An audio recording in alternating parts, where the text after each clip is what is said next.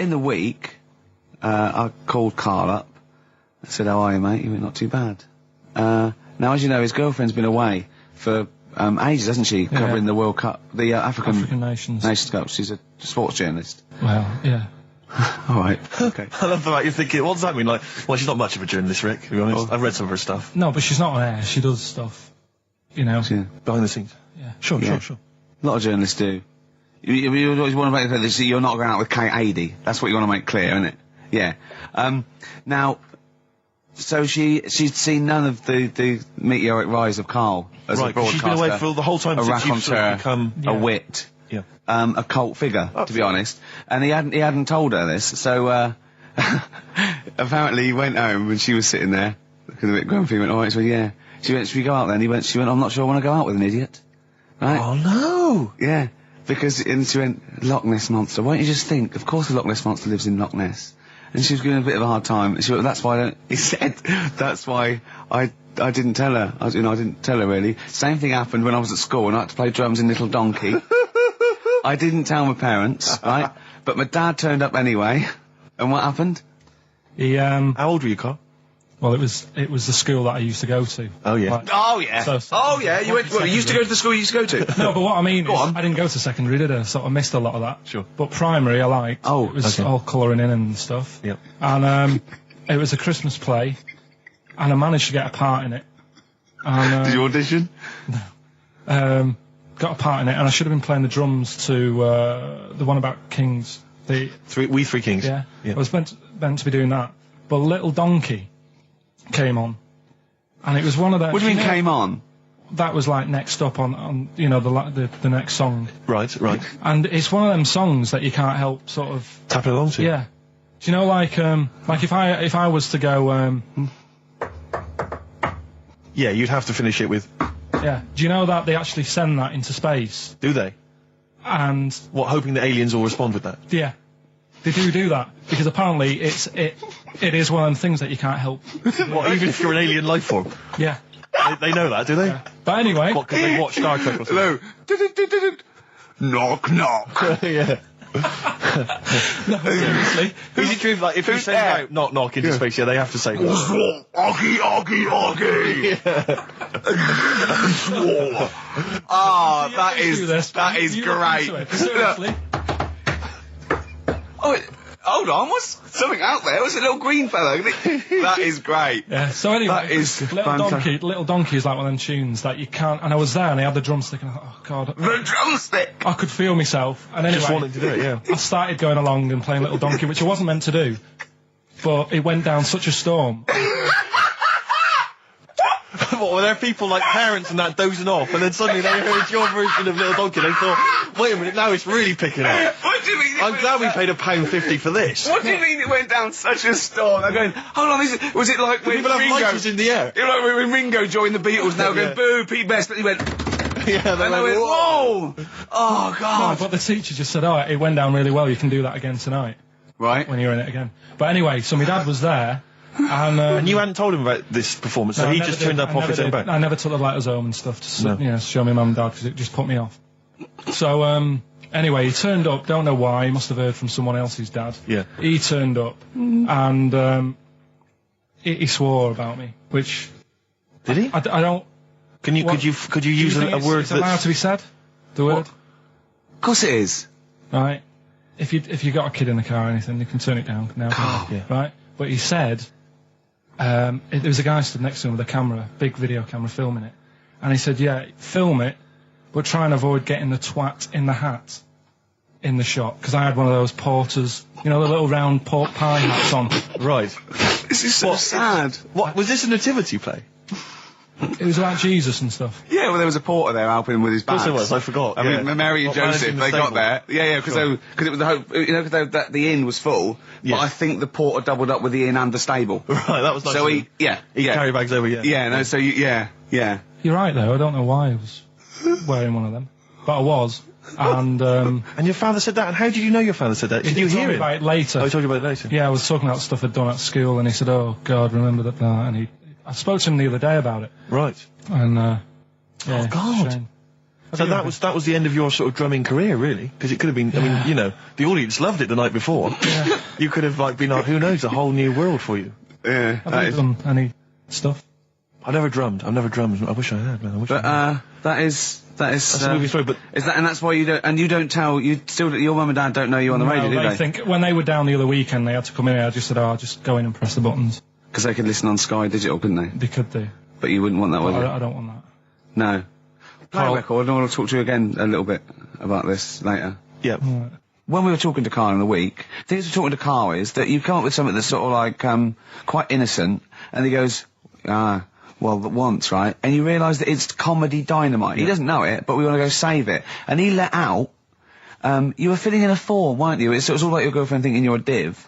And it's happened before, isn't it? Because she came home and you'd filled out a form to get a job once, hadn't you? Yeah. What was that for? Granada Telly. And on it, Well, let Carl explain. yeah. You see, this is what annoys me with job applications, because rather than just saying, do you want the job and what can you bring to this business? Yeah. Do you want the job is a good one. Because the thing is... That's sort of the one for the boys. No, listen, right? Because if they say no, I don't think they want the job. Yeah, but listen. Go on. I mean, I presume with what you do, you have to take people on and stuff. What, in a fight, you mean?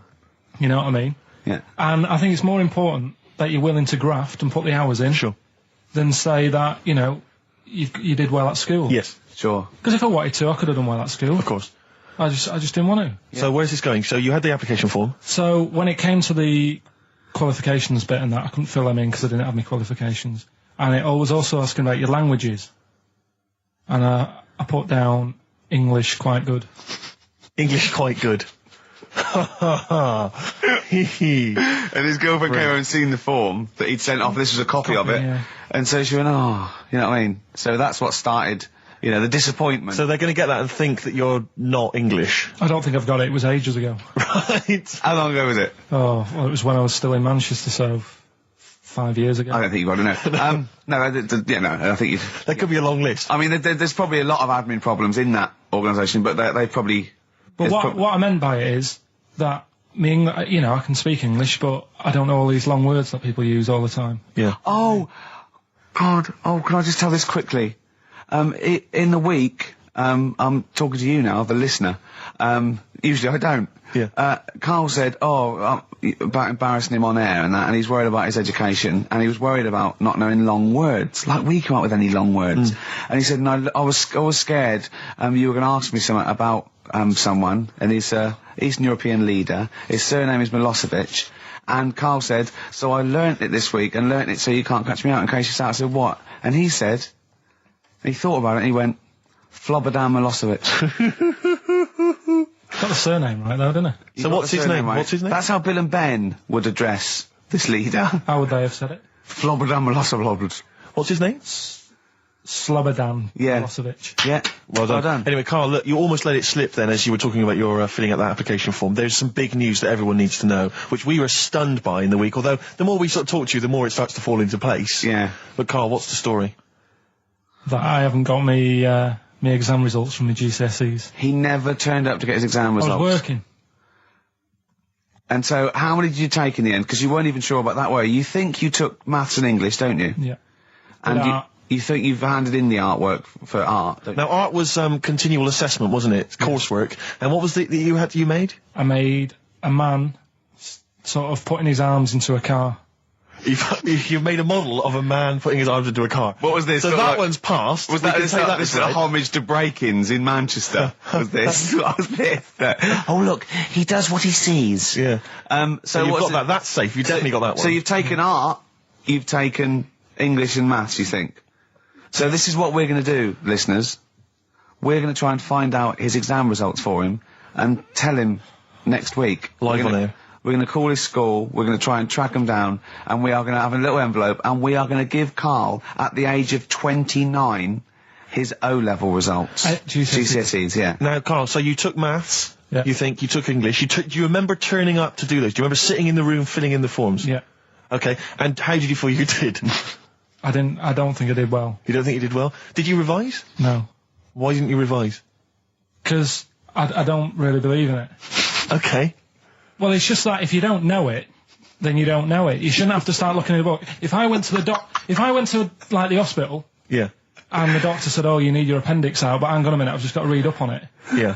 That isn't good enough. Okay. He should know, and that's the way I feel about it. To be fair, though, He did do the revision beforehand. yeah, they don't usually pass on, like, maybe, like, when they're in practice. Yeah, 7 years information down they the took in line. by osmosis. Yeah, yeah, and they bloke comes in and goes, "Can I just see what you did with that?" And I goes, "You've passed." Yeah. Phew. That's a good one. Yeah. Good job I watched Casualty. I just like the way, the things that interest me, I remember. Things Okay. like snakes not having ears and stuff. Yes. I didn't have to read about that. No, you just learnt that, You yeah. saw it on the telly, didn't you? You saw it on that Ian Wright programme. Yeah. Yeah. And this is what Carl said to me. He said, it's actually, I called Carl up in the week, and Reese was with him. Reese used to be on XFM, and he took the phone, and he went, "Carl's worried, I've seen that programme." He said, "Snakes don't have ears, right?" He said, "So you can creep up on them and pick them up." And he said, "Carl's worried." He said, "How'd you ever put them down again?" Because then they know you're there. I woke up the other night quite late, Worried about that. and I said to my girlfriend, I said, "How do you put a snake down?" And she said, "What are you talking about?" I said, "That Ian Wright thing, this guy managed to pick up a snake. And do you know that thing where they clamp its head on a jar to get the poison out?" I do now. Right? They did that, but they didn't show you how they got rid of it, and I thought, it could really get nasty, because it's obviously annoyed that you've had its head pressed in the jar. Yeah. Yeah. Right. They hate that. Now, Especially as it's in front of their mates. when you lift it off, Yeah. right, you've got hold of it. Yeah. If you go to chuck it down, it's going to turn on It's you. going to go wild, isn't it? So, I just wondered. Well, what you do is you never put it down, Carl. Yeah, that's why That's what that bloke has got about 11 or 12 just carrying him. Exactly. Yeah, you never put it down. You sling it. Who cares? You just throw it, don't you, really far. That's not that. I don't think you should throw. But Carl, listen, don't worry. We're not asking you to get involved with snakes. We're just asking you now. You've done maths, you think? Yeah. Did no revision for that. No. Okay. English. Do you remember what it was? Did they ask you about Shakespeare? Did they ask you I about can't books? remember, but I must have done it because I thought that was... It was English language, not English literature, wasn't it?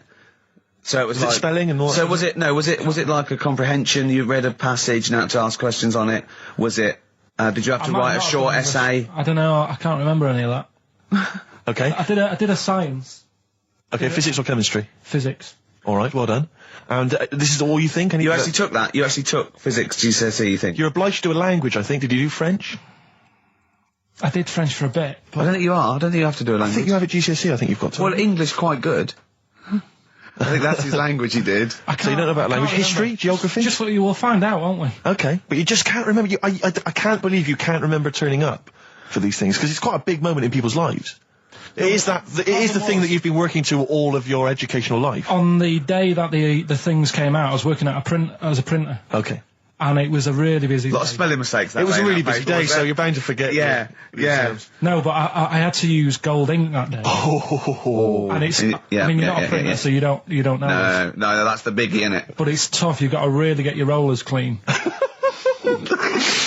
Carl, play a record, mate, and good luck with the exam results. Hopefully we'll have them for you by next week. It's time to give Carl... You're actually nervous. I'm a little bit nervous. Just to recap, Carl is 30 this year. He never went to get his results of his GCSEs. So myself and Steve took it upon ourselves to phone his school, track them down, and we actually got your results. What did you think you took? Did English, Right. maths, Yeah. art, Right. and I think I did physics. Okay. Well, you didn't do any of them. Eh? You didn't do any of them. You didn't register. You registered for one exam and took one exam and got results for one exam. So I don't know what you thought you were turning up to, or you weren't registered, or you didn't. You're familiar with the notion of registering for an exam. You have to kind of officially register in order to be eligible. What do you mean, register? I turned up for a couple. Yeah, you can't just show up. You have to register for them. You have to pay this because it costs the school money, so they have had to have paid for you if they thought you were going to pass. You can't just turn up on the day and ask for some paper at the front. I never got a letter telling me that. Well, that's because you were never at school. But you did somehow register or registered for one exam. You registered for history. It's a topic that you've always been interested in. I was saying to Ricky before, World War II, I loved it. Not the actual event. No, the but study just of it. You all mean? the stuff like, about the Anderson shelters and stuff like that. Yep. And the bombs and that. Mm-hmm. And then when I took it, it had nothing to do with that. It was more about the Tudors. So the Second World War didn't come up? You mean there were no questions about the Anderson shelters? Nothing. That's devastating. So what are you expecting the result to be? is that seriously? Is that it? Yeah, it's the only one you took and registered. As far as the school is concerned, or yeah. certainly in Well, it's the terms only of one what that they told counts. us. It's the only result. It's the only one that counts. Yeah, you've got. I don't. Did you register for yours? Yeah. Yes. I've got certificates and everything. So what? Do you do that before the exam? Do you have to go somewhere and sign something, or? Yeah, you don't check your results and then decide if you want to register. It's not like Millionaire when you look at the question and go, I think I'll take the money. Yeah. You go. No. But anyway, you must have registered for one, or maybe your teacher put you in for I it. didn't do it. They must have been confident. They must have. have been confident. They must have thought your best bet was history. Right. So, what did they get? You got an E, which I think, I mean, technically, is a pass. E. It's a bad pass, but there's F, How and there's much U. lower You're not going to go? be doing a PhD. You can get an F, right, which is fail, and then a U, which is ungraded. Now, I don't know why the U exists, because F means you failed. U is like them going, you not only failed, but you wasted my time.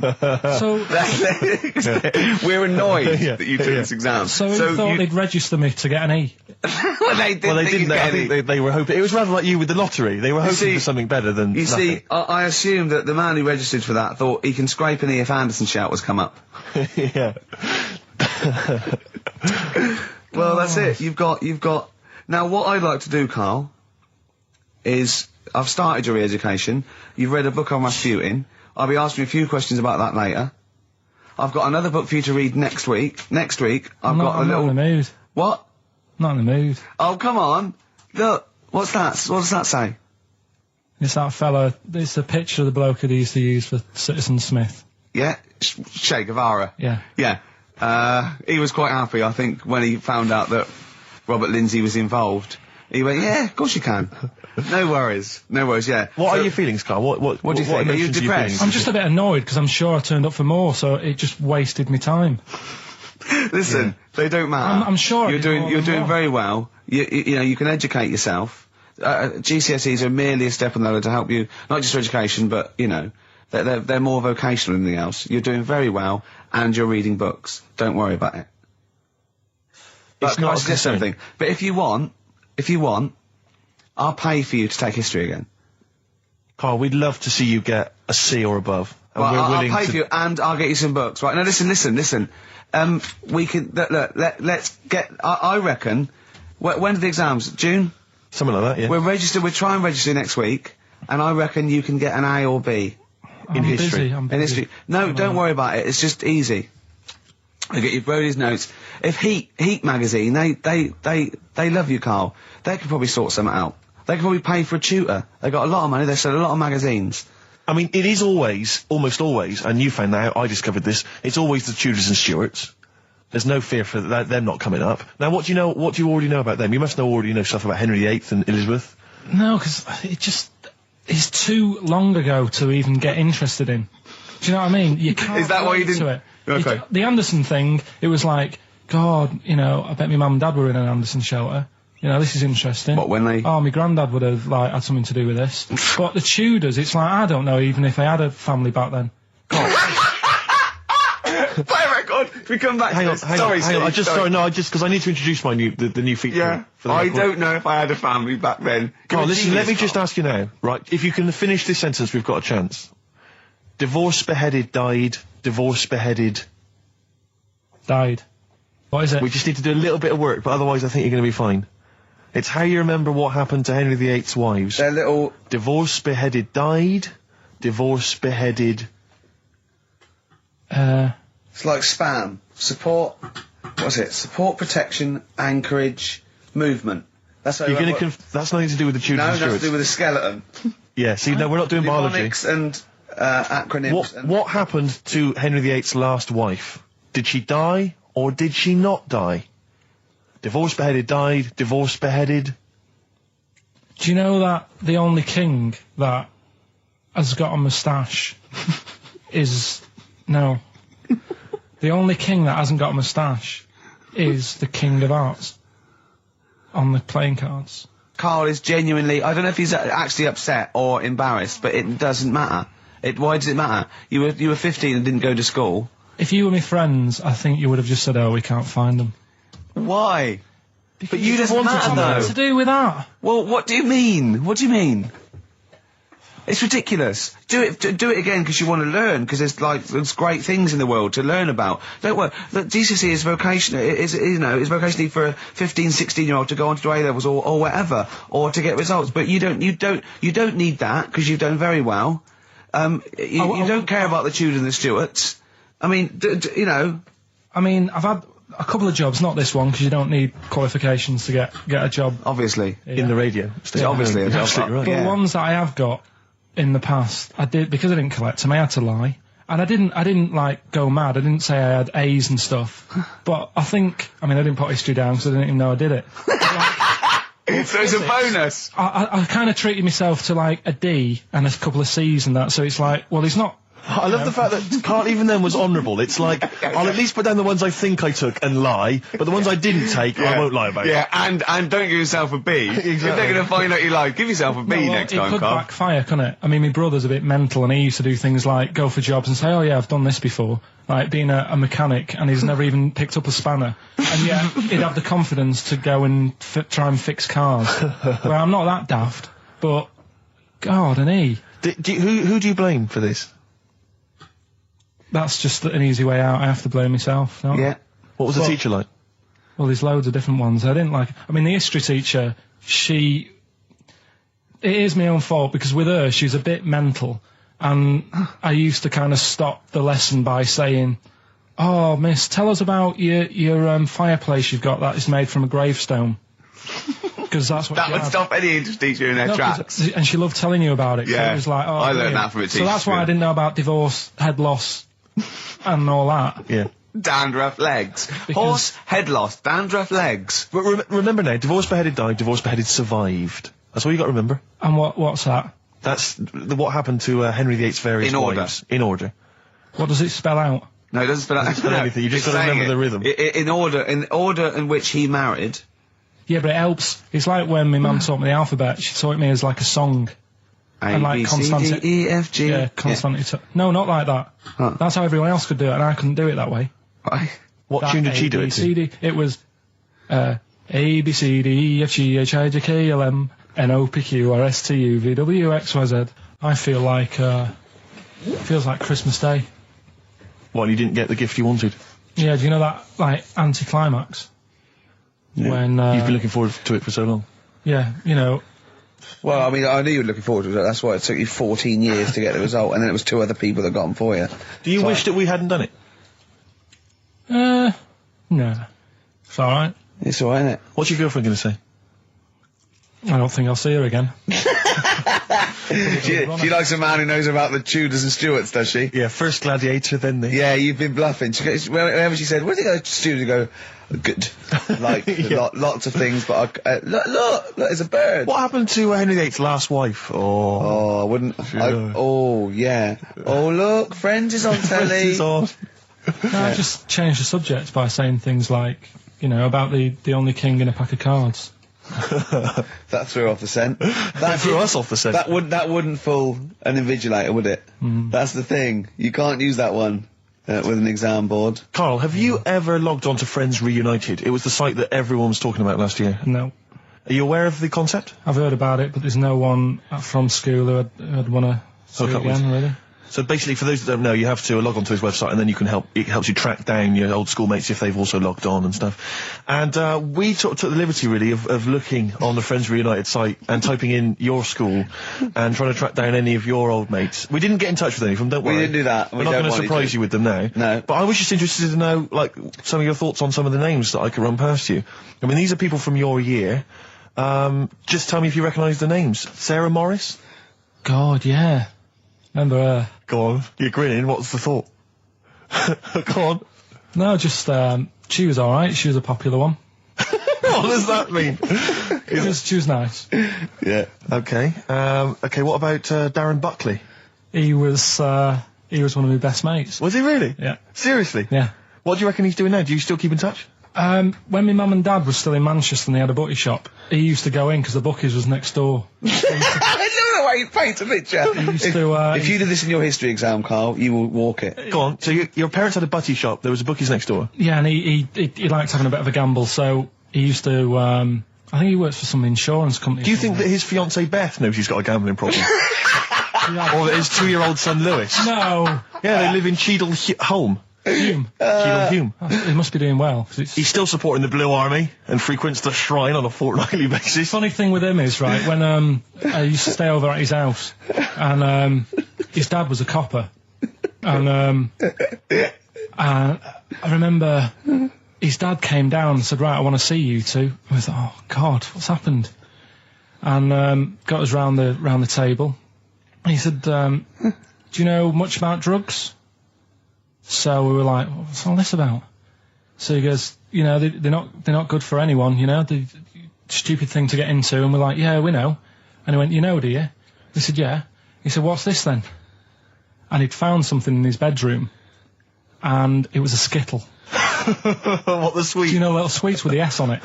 And Oh, really? Drugs. Yeah. So he said, well, yeah, it's a Skittle. Yeah, I know what it is. Oh, he was bluffing like that as a slang word. Yeah, he thought because he was a copper, he probably had to be down with all the terms and that. So we said, oh, it's a Skittle. And he said, yeah, I know what it is, but what's it doing in your bedroom? Oh. It was like, no, it's a toffee. So, Darren, no. Yeah, I know, it's a toffee, it's a squib, it's a, yeah. Carl, more people from your past. Debbie Carr? Yeah, she was another nice one. What does that mean? Is that a euphemism? No, she was one of them that you'd sort of go, she's nice, but she'd never be your girlfriend.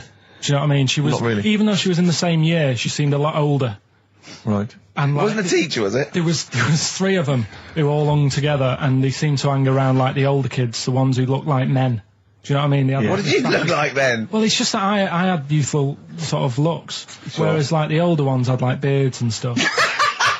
It's a gang of boys in the 5th form with beards. Were they smoking pipes? Come over here, me filly.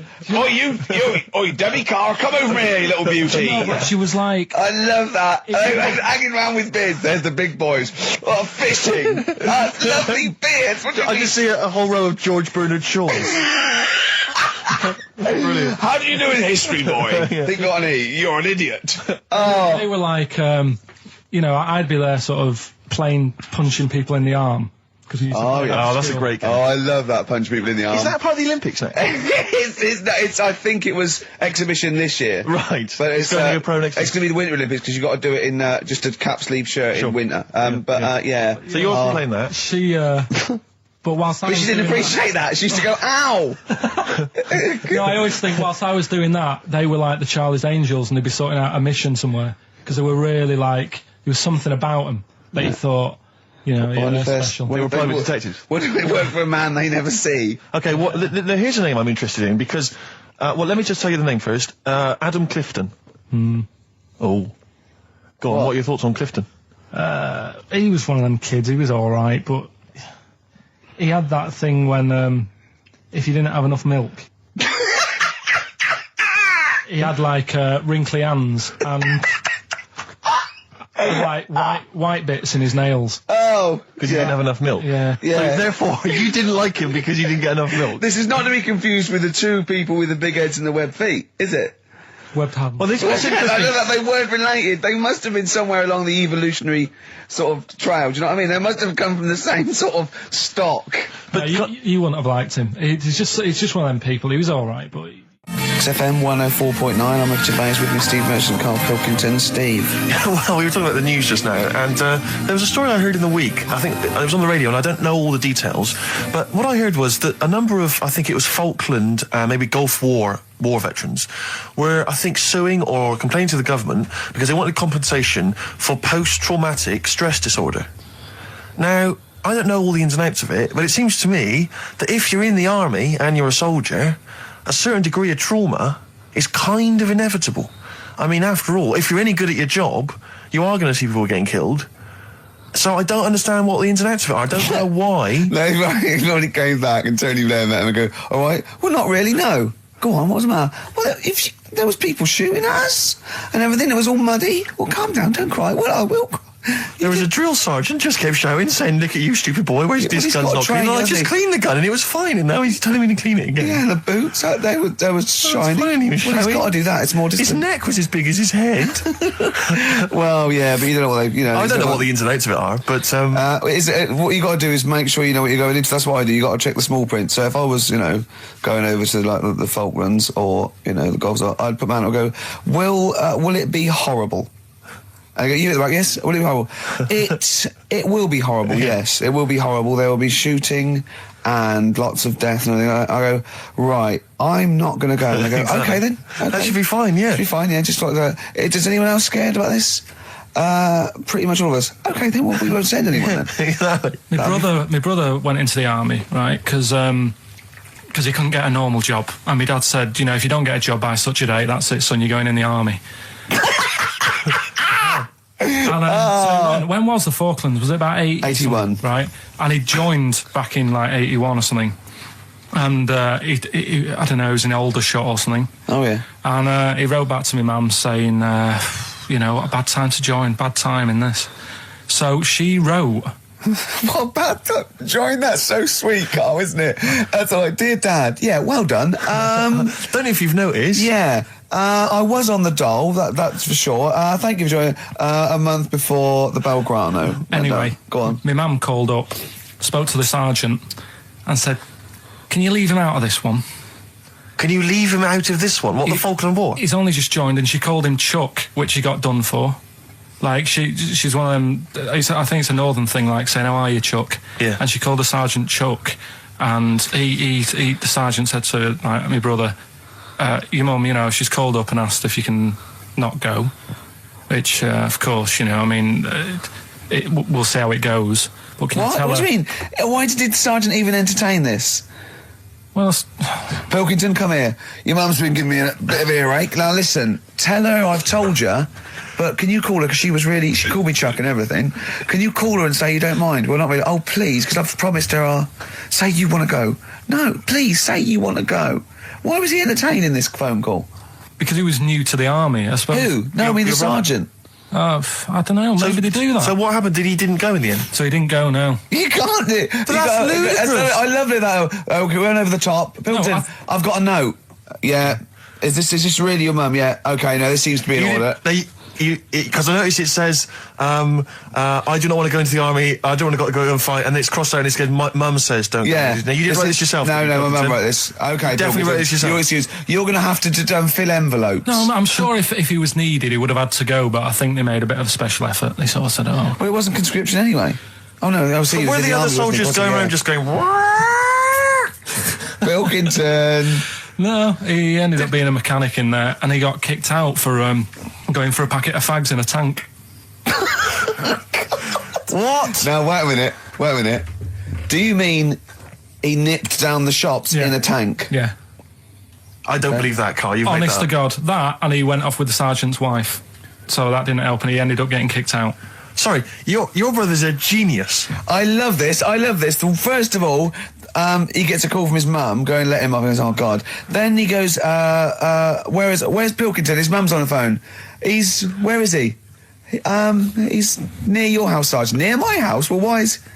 No reason. Well, when he comes back, when he's finished, tell him his mum called. And can he get me a packet of fags? Tell him to walk this time. This Wow. is ludicrous. So the sergeant found out that he was sleeping with his wife? Yeah, I don't know. I mean, I was Did quite your young. mum phone up and say, let him off? No, Let him off court-martial this him. time. Can he... Yeah. That's fantastic. But he misses it. I mean, I haven't seen him for about 11 years. But ever since he came out, he's just kept getting into trouble and that. And the army, people slag it off. But I think if you're a certain type of person, it's good for It you. didn't straight him out, did it? No. He was going down the shops in a tank, he was shagging someone No, behind but their back. it's Yeah. really weird. It's like back then, he was like a proper adult and he had a house and he collected crystal with his wife and that. And now, he hasn't got any of that. Has he got the wife? No, Has he got the crystal? don't think he has. And he has got a I house. seriously haven't seen him for about 11 or 12 years. So I haven't even spoken to him. Carl's stories always start off nice and funny, and then they just leave me empty and slightly depressed. I don't know whether to hug him or shoot him, put him out of his misery. Can we take Carl to the... phone in if you think I should take Carl to the vets and have him put down, because it's just too stressful. Look at Carl. I love that look at Carl. Carl is looking back and forth. You know when you sort of you go to a cat and it looks back and forth between two people. That's very much like Carl's looking at us now. Or when like a child sees a midget or something in the street. They're just transfixed, aren't they? And the parents go, don't stare. When we were pushing Ash, yesterday, our producer's in a wheelchair, and we were pushing He's through not the a VC. midget, we should make that No, he's not a little midget. He's not tall. But we were pushing him through the VC, and this little kid just came up and just stood in front of him and looked at him. Yeah. I just laughed. It was funny. Do you do that? I imagine you get caught staring at things. Yeah, do you go up to people with problems and go, Mummy, is that a monster? Well, I was telling you one about when I used to go with my dad in the taxi. Oh, yeah. What Tell us happened? this story.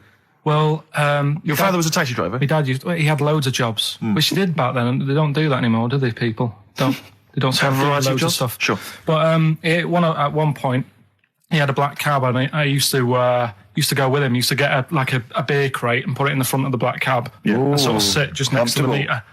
And anyway, we got this call, and like the guy on the end of the radio said, "Oh, you've got your son with you, haven't you?" So he said, "Yeah." So it's just like, we've got to pick up at number 11 Village Lane or whatever. And I said, all right. And it was this woman. It was like a woman version of the Elephant Man. Wow. The Elephant Woman. Yeah, it looked like... it was really strange because I was in the front of the cab, and when you're a kid, if something looks odd, you're a bit scared of it, aren't you? Yeah. And my dad was like, look, be all right. And we're driving towards her. Look, don't worry, son. I've got loads of buns. And just to I think give I'll you- just throw one down the street if you run after You're it. being mean, right? I am a little bit, So yeah. how old were you? 18? No, I was about 12 or something like that, 11, 12. And as we got closer to her, it looked like she was holding like a bag of spuds on her shoulder, For a snack. Right. and her head was all a bit mangled and messy and that. And my dad said, whatever you do, don't stare at her face. Yeah. And she got in the Because you back. turn into stone. Well, she got in the back, and I had like the mirror, the driver's mirror thing, and sort of having a look, trying to work out. And he said, don't stare at her face. I couldn't work out where her face was. It was that weird. Oh, God. So I'm not sure you're from Manchester. I think you're from like Narnia or something. Yeah, you got frog boys walking yeah, around. the Lord like of the with- Rings. That got like the claws of a lobster and the head of a toad. Yeah. And you got women getting in with spuds for heads. I mean, what This is not what Manchester. is This this is not the place place you grew up. This is Yeah. mad. Oh, you can't believe it in London, can you? You come down and go, look, symmetry. It must be amazing. It must be a thing to do with upbringing now, mustn't it? And because, again, do you know, I've said to you before, years ago, when I was a kid and didn't have any worries, good-looking lad, you go through it a bit, have a few more worries, and you look knackered. Now, back there's a lot more worries and stuff, so you get a lot more freaks. Whereas in London, everyone's like happy, aren't they? I love the fact that stress can cause your fingers to fuse and your heads Yeah. to grow. No, but if She must have been really stressed to have a head like Yeah, yeah. She what was? Bag of Yeah, slugs. was she an accountant or something? you know what I mean. But what did she do? What did she say? Where when was she got in? going, by the way? And she couldn't speak. London Zoo, please. I think she was going to like a To the pet fair. shop. Seriously, honest to God. On my mum's life, she was. Because at the end of the day, that's a good thing with animals. They don't judge you, do they? She's not She an was an animal. animal. She's a human being. Not actually an elephant. No, but you know the elephant man was not actually an elephant. You understand that? He's got no elephant genes in him at all. No. That was just a cool name people gave him. Yeah. No, it's the name of the disease, isn't it? Elephantitis. Look, so listen. So this woman, why was she going to a pet shop? She was going to a pet shop. What, to find a husband? Is, Like, play a song. is this true? No, it is true, yeah. Oh, God. I'm not taking the mickey because it must be so really bad for Of you. course it is. Carl, I we need to haven't. ask. I'm going on to you today about cutting myself shaving. Yeah. I was going on about that. To think that she's probably not alive now, but to think, But look, you're saying that you're going to say this is a worse problem than a little cut shaving, aren't you? yeah. Yeah. Do you know what I mean? The I think things you're that right. Carl, you worry about. there's a couple of key questions I need to ask. One, if she couldn't talk, Yeah. how did she tell your father where to drive it? Did she have it Probably written got on a some note? help Did she for that. point with her nose? Yeah. Right, this has got silly. Pick your song. But and also, finally, where did you say she lived again? It was like in a village, a little small village. Right. Just hidden out of the way. All I'm saying is we could maybe get like some sort of coach, book some coaches, get a coach party up there to have a look at her. So take some photos. And now You can make some lemonade. the offspring of a woman and some spuds. Yeah. Guess how many balloons it would take, helium balloons, to lift a human up? Go on. 6,000. Should we do it? If you want. Brilliant. Next week, that's got to be a challenge. Can we, is there a sort of balloon company or some sort of, party company that are willing to sponsor us to lift Karl Into the air Right. with helium balloons. 10 feet off the ground, where we're tether him down, right? Is there someone willing to pay for 6,000 balloons to try and lift We Karl can maybe up? get some kind of company to sponsor it. I'm thinking like Electrolux, if they're going to sponsor puddings. If they're going to sponsor puddings, and celebrities, Russ Abbott, they will sponsor Karl being lifted. Heat magazine, come on. They're big selling, very successful magazine there, and they know about Karl because they've mentioned him. Heat magazine, can we have a heat balloon? Yeah? Oh, 6,000 is an awful lot, into Rick. the air. It's the heat 6,000 Karl challenge. Lift Karl 10 feet into the air. Yeah. Come on. What about if it was Karl and Dr. Fox? We could get 2 different balloons. I think we need a lot more than 6,000. a lot more for Fox, isn't it? To mix, yeah. The heights. I just explained what I'm laughing at, right? We just had a call from someone saying his company would sponsor Karl, right, to be raised by all these balloons if he could have a walk-on part in the office. And we immediately went, we're worried about that sort of thing. You can't really promise that artistic, And I was worried about the legality of it as well. How can you promise someone that for personal gain that's a private and all that sort of stuff, right? And I went, I don't know. And anyway, put the phone down to him and Karl went... I love the fact you're more effing worried about that than me being raised 30 feet in the effing air. You started getting scared, did you? Are you worried about it? Well, You're quite excited about the idea of the challenge, aren't you? I like the idea, but I want, like... Why do you like the idea, Karl? Oh, what if it went all wrong and we're there going, the humanity of it. I think we need Karl, to get... he's just turned... And the rope would pull out my trousers and Oh, no, it's definitely got to be Dr. Fox if that's going to happen. God. Oh, we've got to do this. So hang on, but let's just think about because wait a minute, we say this, but we'd have to get all kinds of health and safety people involved.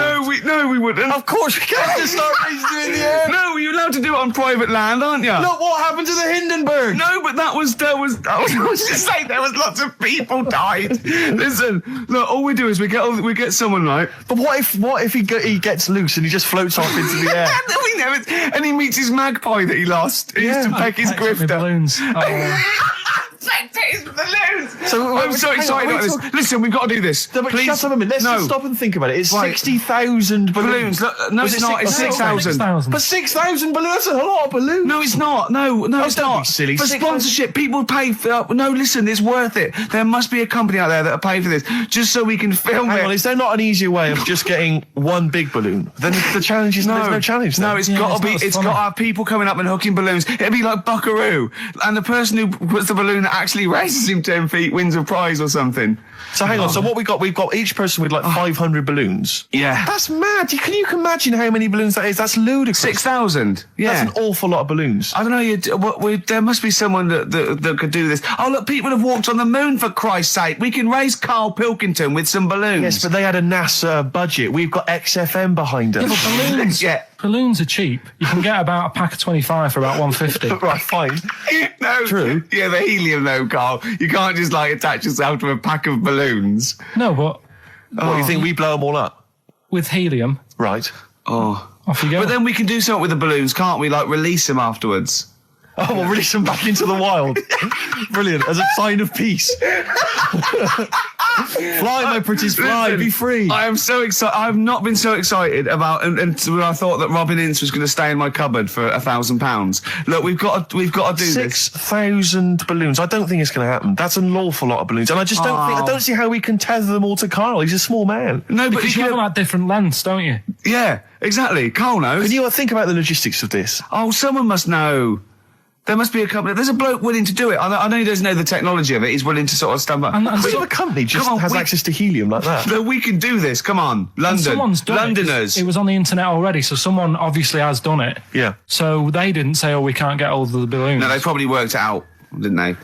Carl, you're more excited about this than anything else, about your education, about your exam results. You're so excited. And we'll have a little rope. We'll be like flying a little kite, a little Carl. Let's go, Carl, what will you wear? Like a one-piece jumpsuit? Yeah, it'd be lovely. With sponsorship all over it? Oh, it'd be great. You know, like Jackie Stewart, and just as you go up your little face, oh my God, I'm not going to sleep until this is done. This is the most exciting thing ever. Only 10 feet.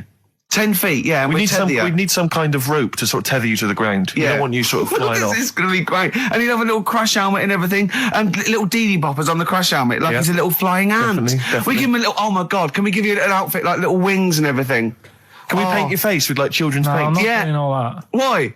Oh, because that would be silly. Oh, please, Carl, do this. Do it. We'll do it for charity. We'll do it for charity, yeah? All right. Yeah?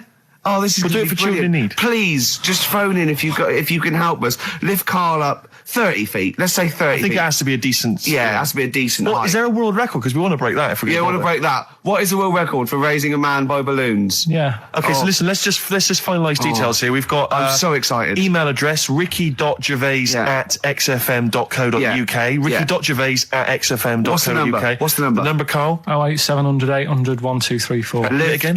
Lift Carl. 08700 800 1234. Sponsored by Heat Magazine or something. Maybe even if you've just got an idea about how we might be able to organise it, how we might be able to get it done, if you've got contacts, anything, just get in touch, give us some information. Oh, that'd be great. Carl, we're going to try and get Carl in the air. Anyone that can help us, take him up with helium balloons. Our friend Johnny Mango called again, and apparently the record's 11,000 feet. Carl is getting a little bit nervous. Yeah, the world record is 11,631 feet raised by hot air balloons. How tall's Canary Wharf? It's 11,631 feet. Exactly. I don't know, Carl. Is it how much higher? It's a long way. More. I'm not doing that. Because I'm like 6 foot something. Yeah, think of that. Just look at Steve. All right. Yeah. But you can change your record. You could say, well, the sort of balloons are the one with Mickey Mouse on it or something. Yeah, could I just say something? That man did 11,000 feet, but he wasn't naked. All right? Come on, Carl. Your 30 feet will be the world record for naked ballooning. Yeah? Think about it. All right, it's for charity. Well, thank you for listening, everyone. We are going to raise Carl. And after Carl said, and just to think, my teacher said I'd never be a high flyer. So this is your chance, Carl, to shine, to fly. So it'll be brilliant. I noticed the other day when Carl was sitting on your knee having his picture taken. It's a long story, right? He's got a completely spherical head. It's slightly too small. I'm not being funny because, I mean, I'm not perfect. But he's got a completely spherical little head. He looks a little bit like a baby hamburger. You know Hamburger off McDonald's? Sure. He looks like a little baby hamburger. And it's sort of quite put upon. Suzanne thinks a lot like that thing in that Dulux advert. Do you know when the woman pulls the head off that? That little plasticine morph type. And then they creature. make a new ad for it. And it's like a little head. Really? And that's your girlfriend saying it. I know. I'm getting excited now because we've had loads of calls and emails, not only backing me up, but going a little bit further. Apparently, Johnny Mango called in again. He's become our sort of official researcher on this show. There is evidence that Queen Victoria in Balmoral, with a young house guest, Winston Churchill, used to consume cocaine-filled lozenges. So there you go. Also, MDMA was a precursor of sort of ecstasy, a derivative, and that was big in the day, giving soldiers, a little pick-me-up. So it's not so mad, is it? It sort of makes sense because he was into his speeches and that, and they say that coke gives you sort of, the balls to stand up and say like... Not that that's a good thing. And no, it's not. No. Definitely not. No. Right? But... Apparently it makes you confident, doesn't it? So you can stand up and say, we're going to fight them on the beaches. Yeah. And all that. And sound like you mean it. It's exactly, yeah. When he was sort of like, a little bit pissed up with his cigar on, coked off his tits, he wanted to fight. He didn't care where it was. He'd fight on a beach. He didn't care. He didn't care if he got sand in his new trainers. Exactly. He was boozed up. Yeah. You want to fight. Yeah. That's why he was coming hard. He was very much, you got to think of him as the Liam Gallagher of his day. Yeah. Oh, dear. Are we allowed to talk about this? I mean, I don't mean in terms of referencing drugs, but are we allowed to... Is this like libelous to Winston Churchill? One, Or you his can't family? libel the dead. Yeah, but Two, can you- it's a is lot that of only it- in America, maybe? I'm asking, and we're not saying, you know. Two, I think you're probably going to do also a fair comment. Three, we say we were joking. Yeah. 4, it's a satire. Yeah. 5, we love him. 5, we're not condoning drugs in any way. 6, this is Dermot O'Leary's show. I didn't have a go at him anyway. I said he's all right. If there's any law against Rasputin, we might be in trouble. Law against Law against you did Rasputin. willfully Raspute. Yeah. All over You the did airwaves. slag off Russia's greatest love machine. Yeah. You didn't shoot him till he was dead, did you? Oh, put some poison into his I'll tell you this, if wine. there's any other historical questions that people want answered, then we're the men. Because really, with the three of us, our knowledge of the fact that the Hindenburg was filled with helium, Yeah. the kind of coke habits and various drug habits of Britain's most famous political leader, Yeah. we've got the answers to all of it. Einstein, Go on. I found out in the week that he didn't talk till he was 6. See, it's all these people who are weird. Churchill couldn't read, could he, till he was 8 or 9? Really? Yeah. So there you go. He got a D in history apparently, Yeah. GCSE. Just one better. Do you know what a fable is? Got a Carl? rough idea. Okay, it's a thing that uses sort of metaphor, analogy, just to explain sort of morals. I mean, they're very old for a start, and it's all. I'll give you an example of one. A quick one. Oh, the one about the dog with 2 bones. He goes to a dog's got a bone. He sees a reflection in the lake, and he thinks, "Oh, that dog's got a nice bone. I'll have that." And as he goes to get that one in the reflection, he drops the one he's got, and that's one about, you know. I think You I have was, it with your I lot. was told one when I was younger. Go on. I think it was one. This young lad, he's got a dog, right, and he's about 8 years old, and this dog, he's had it since he was about 4, and it's a bit tired now, and he chucks sticks for it, and it doesn't go for it, and he's saying to his mum, "Oh, I want a new dog because this one's useless. It doesn't do what, it doesn't have any fun with me." So they say, "Oh no, but Rover's a good little dog. You should look after it." And he's like, "Oh, I don't like it. I want a new one." So they buy him a new puppy. And it's running around, yapping about, and he's loving it, and he's playing around with it in the grass.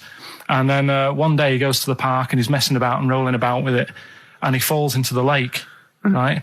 And the little puppy's like yapping at him, and he's going, "Help me, little dog's yapping."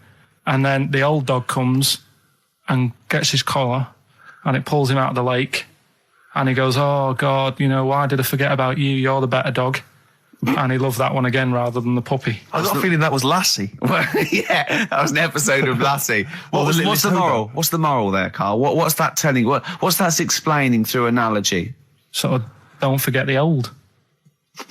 Look after old people. I remember there was one I heard once about a young boy who got trapped in a lake inside a cage. But he loved his foolishly, trainers he so loved his much. trainers so much he wasn't going to get them wet. But even though he water had to get out there, and even though he thought that was the important thing because it's material value, he actually drowned, and the trainers were no good to him then. Now listen, I'll give this one. This is an easy one. Now just think just what it means. They're not that hidden. They're not that cryptic. Just think what this means, okay? Okay. When the hares addressed a public meeting and claimed that all should have fair shares, the lions answered, "A good speech, hairy feet, but it lacks claws and teeth such as we have." How would you use that? No, what do you think that means? This is translated from the, I don't know, Greek or something. I don't know. It was Aesop. Where's he from? Greek. Yeah. So shall I do it in my own language? Okay. So what would happen if there's hares and they have a meeting in the jungle with like loads of lions and go, "Hey, hold on, wait a minute. I think we should all be equal and share everything, all right?" And the lions go, "Well, yeah, it's easy for you to say. We've got claws and teeth." Yeah. What does that mean?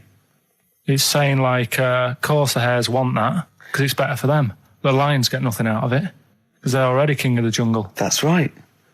So it's negotiating from weakness. Anyone can negotiate from strength, but negotiating from weakness is it'd be lovely. It's a lovely utopian look at the animal But kingdom. the way you said it is better than the way they worded it.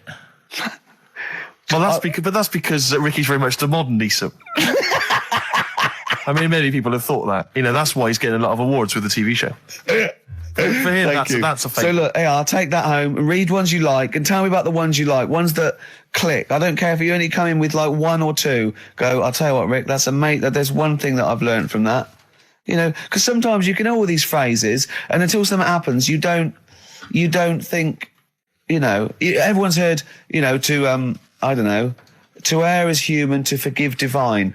And then something, you know, might happen. Do you go, oh, that's what that means. That's amazing. So, you know. Do you know any, Steve, offhand? Wait, what's that? A fable. Well, I would imagine that the most famous one I've always remembered is the lion with the thing in its hoof. Do you remember that? Paw. The lion, yeah, with the spike in its paw, and a smaller animal gets out for it, but it still attacks it anyway. Well, that's life, isn't it? Well, I read one the other day, actually, which was very interesting. It was one that the famous film director Orson Welles said. Oh, yeah. Which he said, apparently there was a bear going across a lake, wading through the lake, and a scorpion said, well, let me go on your back, will you? Come on, just let me go on your back, we'll go across, it'll be brilliant. He goes, well, no, you'll just sting me. You go, don't be stupid, if I sting you, you'll die, and we'll both drown. And he goes, oh, fair enough. Who was doing the stinging? The scorpion. Right, okay. Yeah. And the bear's wading through the water. Yeah. So the scorpion jumps on the back, and they wade through the water, and halfway across, the scorpion stings the bear. And the bear goes, well, we're both going to die now. He goes, yeah, it's my nature. I thought he was going to say, I can swim. Oh, you're the best. What's the one about... Does that mean anything to you? It's my nature, i.e., you know, that's in my nature. That's the way it is. That's what I do. Yeah, I'm a scorpion. Yeah. One of my favourite ones. These don't mean anything to you, do they? I mean, one thing is you're not impressed by them. They're all right. What about Why this? not What about just this say one? Don't trust bears. Here's one of my favourite. What? He said, well, why not just say, don't trust bears? The bear's the one that was too trustworthy. Don't trust scorpions. Yeah. Right. Here's one of my favourite ones of all time. Okay. A lion is dying. It's an old lion. He's in the front of his cave, and all the animals come around, like the foxes and the hyenas and the rabbits, and they're all taking the piss out of him, and they're laughing at him, and they're laughing and going, "You can't fight us now." And just before he dies, he goes, "Fine, but I was a lion once." What does that mean? Don't know. Well, he's saying it's better to have lived and had what I had, because I was great, if only for a short time, and you lot are still alive, but you're nothing. You're rabbits and hares. I was a lion once, so you know. Are they always using animals for these stories? Well, yeah, I could change it to refrigerators and household appliances if it would make it help, but animals, you know. I remember the one about being ill a lot, and you say something about Go on. you know, if you keep doing that, if you keep having time off, well, I won't believe you. That's the boy who cried wolf. Is Yeah. that right? Yeah. Do you know that one? Have you heard the famous one? This is probably the most powerful one. When you're pulling a face, and they say, well, if you Wind keep doing sticks. that, the wind changes. I've You heard gotta stay that. like that. Because you know that's scientifically proven. That can happen. That can happen. Should we have hip hop hooray? Yeah. Are you queued up for that? No, but go on. You. Carl, sort it out, mate. I was gonna. No, come on. This is what I asked you to play, mate. If you've not, you know, you're getting too big for your boots now with your showbiz lifestyle. You're not paying Yeah. attention, are you? You're not playing the record if we want you to play it. Heat magazine's favourite. Yeah. Okay, so Oh, you dropped that. the You CD now. embarrassed That's yourself. clumsy. Oh. You know, you're, you know, with the big. I name can't DJs, believe you're not. Foster. Oh, fables are great. He's not impressed, is he? Rick? No, I am. I mean, you know, once I take this book home tonight and that, Yeah. have a read, I might change my mind on them next week. You're coming all stressed. and I'm not impressed with the ones you've been talking about, I must admit. Okay. Yeah, Rick, I don't know. I just wanted to bring your attention to this. Someone passed this on to me. It's from the Guardian's media website. There has a sort of website that's dedicated to kind of media Is information. this about our complaint? Well, the headline is "Comedian Rapped Over Radio Innuendo." Right. Jessica Hodgson has written the article. Go on. Are you familiar with this? Have you Well, seen this? be careful now, because we actually got a complaint. A lot of people don't know this. We got a complaint upheld, and Well, all of this we're is- very sorry. We didn't mean to offend, and it was a while ago. So we are going to be very careful. Carl's getting very nervous. We're just going to read out. We're not going to editorialise, Carl. We're just going to read out what the Guardian printed about us. All right? Okay. Comedian Ricky Gervais has had a dressing down from a broadcasting watchdog for his repeated use of the word cock in a lunchtime radio show. That's all right. That's what That's it says. fine, Carl. that's what I just- He's not this going to is- say this it is again. He's news. not. Yeah. Go Imagine on. this is the news and I'm reading it. Yeah. The Broadcasting Standards Commission upheld a complaint against the comedian for coarse sexual innuendo in the programme on London station XFM. The Commission acknowledged that the presenter's remarks were intended to be humorous, but took the view that the amount and detail of the coarse sexual innuendo had exceeded acceptable boundaries for broadcast, said the BSC in a statement. The complaint objected to a section in the Comics Saturday afternoon show when he discussed the different meanings of the word cock. Gervais wondered aloud whether the word was acceptable when discussing birds, but not the male sexual organ. A BSC spokesman said the comedian went on and on about it for nearly 5 minutes. XFM, a self-styled alternative radio station, said in its defence that its remit was to provide cutting-edge programmes for a youth audience. The station said the programme's brief was to include elements of alternative comedy within certain shows that would not fit within a more mainstream radio station format. In this particular show, it was not the presenter's intention to shock when they took a humorous look at how the English language could be construed in different ways within different contexts.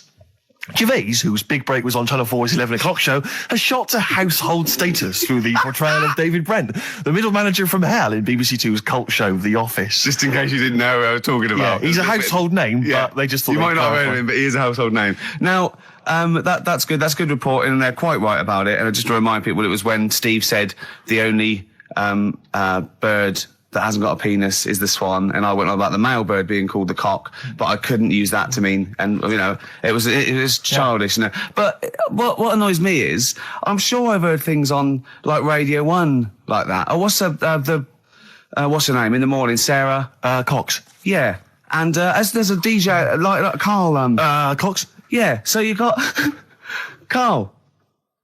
What's the matter? I'm just saying. You're just saying there's a pair of DJs on, Yeah, but we've done this. And what are you talking about? We're just talking about names. They're just saying the names. Now, I love Cox in the morning. You're a big fan of Cox. And at night. What's the matter with you? Come on, Karl. All right, we've taken it. We've been. Have you actually been rapped over this? No, I don't know what. Have you had means. a dressing down? No. When did that happen? I don't know. I was meant to tell you, and I never got round to it. Okay, thanks then. So don't do it again. And just remembered recently, actually, I was on a train coming back from hometown Bristol, and I was on the train, and this girl walks on, good-looking girl. I thought, hey, a largely empty carriage. I'm thinking, my luck's in, because I take every opportunity, Karl. That's the thing about me, I don't choose. She was a good-looking girl. She sat down. I thought she sat down right near me. I thought, brilliant. As this guy comes up behind her, and says, I think it's probably a boyfriend or something. Sits down next to her. And I listened in on the conversation, obviously, because I'm pretending to read. It was very clever. I read the same page for hours, so I was pretending to listen. I was listening, but pretending to read. And I realised that it's not her boyfriend or anything. It's just some guy she's met on the platform. And I'm thinking, brilliant. If she's the kind of girl who's just going to start talking to someone, on a platform, on a train, brilliant, I'm going to be in here. Because he was only going one stop. So I'm thinking, what's the worst that can happen? He'll nick off, I'll get chatting to her, and who knows, I could join the... is there a train equivalent? Foot High Club. The Foot High Club, brilliant. And so I'm excited, I'm listening in. And it turns out that they're both kind of graduates who've just finished university, or they're coming to their finals or something. And they're chatting away, and he's making a couple of witticisms, and she's kind of tittering at his jokes. I'm thinking, well, I'll tell you this, if she's laughing at this kind of material, I am going to blow her away, with my kind of anecdotes and wry observations, It was weak stuff, I got to be honest. Really? He was coming out with nothing. He was running on empty, as far as I'm concerned. Yeah. And she was loving it. So I'm thinking, brilliant, I'm going to be right in here. And then they get moving on to higher brow things, and I think she was going to study kind of Marxism or something like that, or communism, something. And she was asking him, as by way of conversation, she was asking him what he knew about Marxism, And he was fumbling for his vague knowledge of it that he had in his life. And I'm just sat there thinking, come on, love, in any given capitalist environment, the proletariat will revolt against their oppression by the bourgeoisie, and after a brief period of socialist rule, emerges a classist society governed by community cooperation. Well, if that sort of talk wouldn't get a woman hot, I don't know what you'd use then. If Marx and Engels is not going to get a woman sweaty down below, then nothing is. Then my name is You're not just Steve biding your time. Exactly. I'm just going to go in for the kill any minute. Yeah. So anyway, it comes to his stop. Right, he gets up. I'm thinking this is a piece of cake, and he gets off, and off he goes. He walks off, and I'm thinking brilliant. And I thought, I'll wait. I'll wait till the train's pulled away. I'm not going to leap in straight away. No. And he comes back along the carriage, and I'm thinking, hang on a minute. He goes, listen, do you mind if I give you my email address? Oh. Right, and if you want to get in touch, email me. I'm thinking, come on, you loser, get off now. Save your face, please, before it's too embarrassing. She accepts the email address because she obviously doesn't want to hurt his feelings, whatever. I'm thinking, fair enough. She's a good woman. I'm liking her. I'm loving her. I'm thinking that's my kind of girl. So anyway, he gets off. I'm sat there, the train pulls away. I'm thinking, yeah, I'll wait a few minutes, I'll just, give it some time. Her phone rings. It's her friend on the phone. And she starts saying, and I was listening in, and she was going, yeah, just met a guy on the train. I'm thinking, yeah, that's true enough. She goes, yeah, he was a good-looking guy. I thought you were having a laugh, love. To be honest. Because I was looking at him, and she said to her friend, he looks a bit like tennis player Boris Becker. I thought, you should be so lucky. Frankly, because I saw him, he had awful facial hair, if that's what makes him look like Boris Becker. Terrible little goatee beard. It was laughable. I thought, I don't know. And then she goes to thing, and she's like, yeah, I met him, we got chatting and stuff, and she was going, it's not often that you meet someone, generally in life, who's, kind of thoughtful and intelligent and funny. I thought to myself, I'm not even going to waste my time with you, love. Frankly, if that's what you thought of him. You just walked away. And I'll be honest with you, I didn't even bother talking to her. No, you I didn't even waste my time with her. If she thinks that bloke is not only great looking, but funny and intelligent, and she got on well, and he was polite, and it was a chance meeting, and he thought, and she thought that you were like a freaky looking dork who didn't even have the nerve to speak. That is what if that's what she thinks, then I don't want to know her. I couldn't. You walked away, and good luck to you. And I have my dignity intact. Yes, and she's nothing. Beautiful day. You too, to kick off the show, Steve. Absolutely. The Ricky Gervais Show with Steve Merchant. Hello there. And Claire Sturgis. Hello, boys. Carl's ill. Well, he's not here. I mean, I never believe people when they're ill. I think they're always malingering. I never take any days off work. I just think you can drag yourself in unless it's life-threatening or... To be fair, Rick, can I just stop you there? It's not so much that you take days off as you'll just suddenly decide around lunchtime that you've overeaten and you need to go and lie down. But I'm my own boss. With a cold compress. Yeah, but I'm Swedish masseuse. I'm my own boss. Yeah.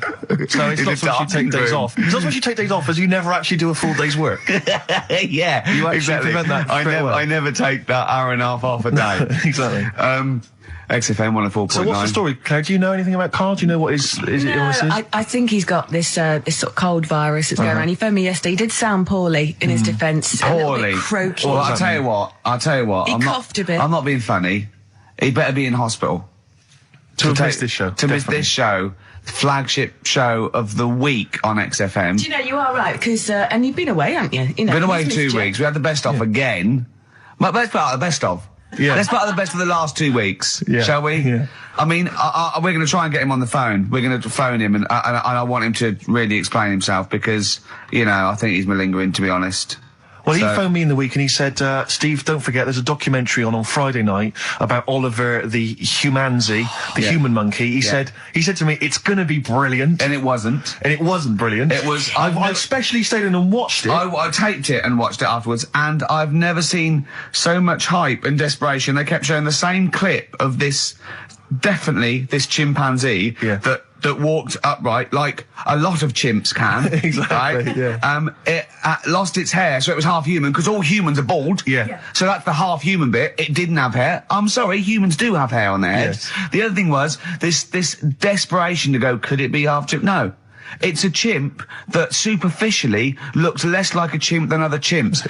So Lee Evans looks a bit like a chimp. Is he half chimp, half human? No, he's a human who looks a bit like a chimp. That's libelous. Yeah.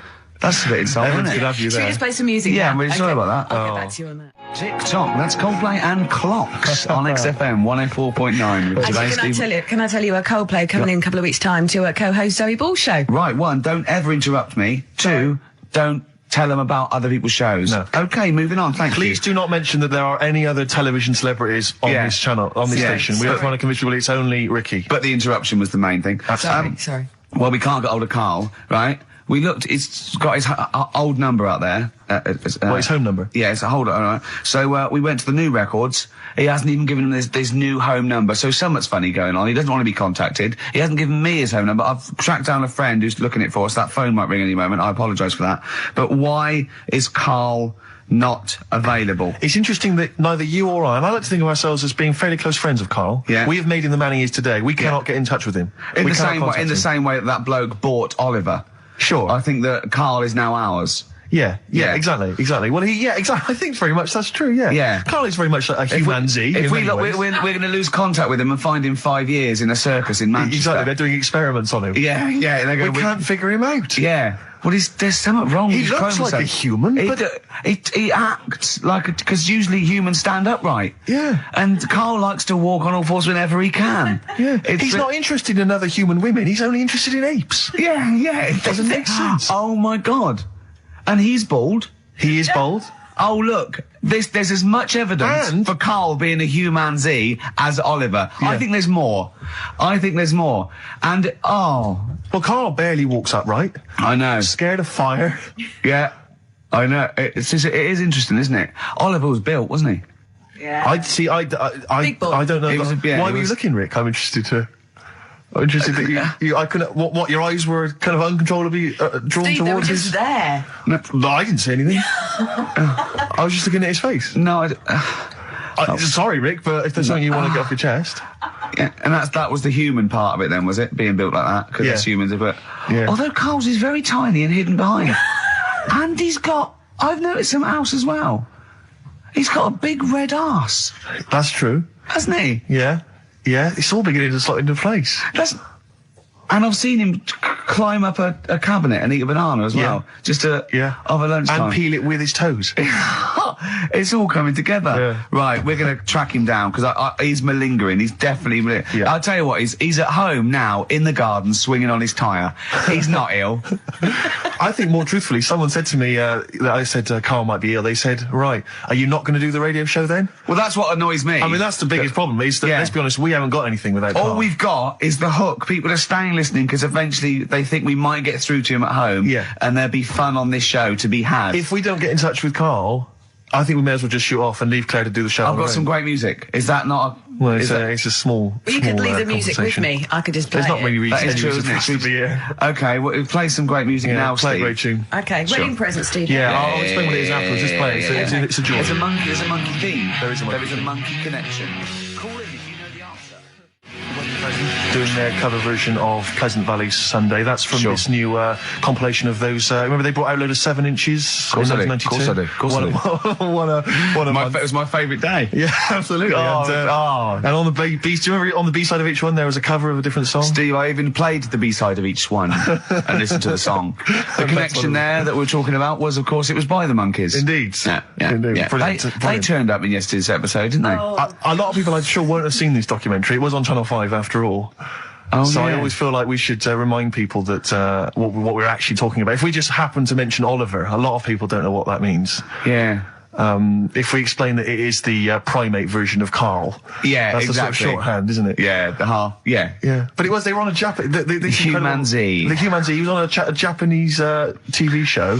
They were doing experiments on him to find out if he was half human, and the monkeys happened to be there. Yeah. Mickey Dolenz saying, I'm quite interested to find out because, I'm a monkey. One of the Brilliant. monkeys. It was Excellent. extraordinary. It was absolutely bizarre. Of course, we've been off jetting around the world, Claire. I don't know. I don't want to boast. I'm sure you don't want to boast either. Carl but, told me you'd been off, off to the States. yeah, that was the reason we weren't here the last couple of weeks, that we went to Los Business Angeles. or pleasure? It was a little bit of business, a little bit of pleasure. I like to combine the two. And, Nice. It was, we were meeting a company about doing The Office for America. yeah. Actually redoing it. Yeah, not redoing with it Ricky with- or any of the cast, but No. with American actors. American actors do it, yeah. But the thing was, they were flying us over. It was like the whole business class trip, spending a little bit of money.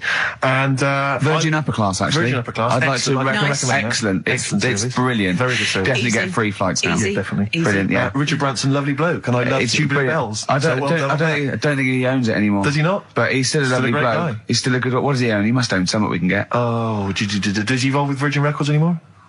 Wouldn't have thought so. I don't know. No, V2. Well, What does he do? V2 and Virgin V. What's that? Right. Virgin V's some Is that sort of fun? beauty products or Brilliant. something. Awesome. about- That, what- whatever. Virgin underwear. Brilliant. Whatever. Yeah, give us some of that. Give us some of that, Branson. Give us some of that. But I was going to New York before going on to Los Angeles, where all the meetings were, just for a little, just meet some friends over in New York. And it's amazing, because Virgin Business Class, they pick you up in a sort of chauffeur-driven car. They drive you down. There's no you don't have to check in Upper with all class, the wishful... Virgin Upper Class. It's like, Yeah, first class, It's you don't need to sort of queue up with the great unwashed, with screaming kids, with ordinary people. Yeah. Basically, Yeah.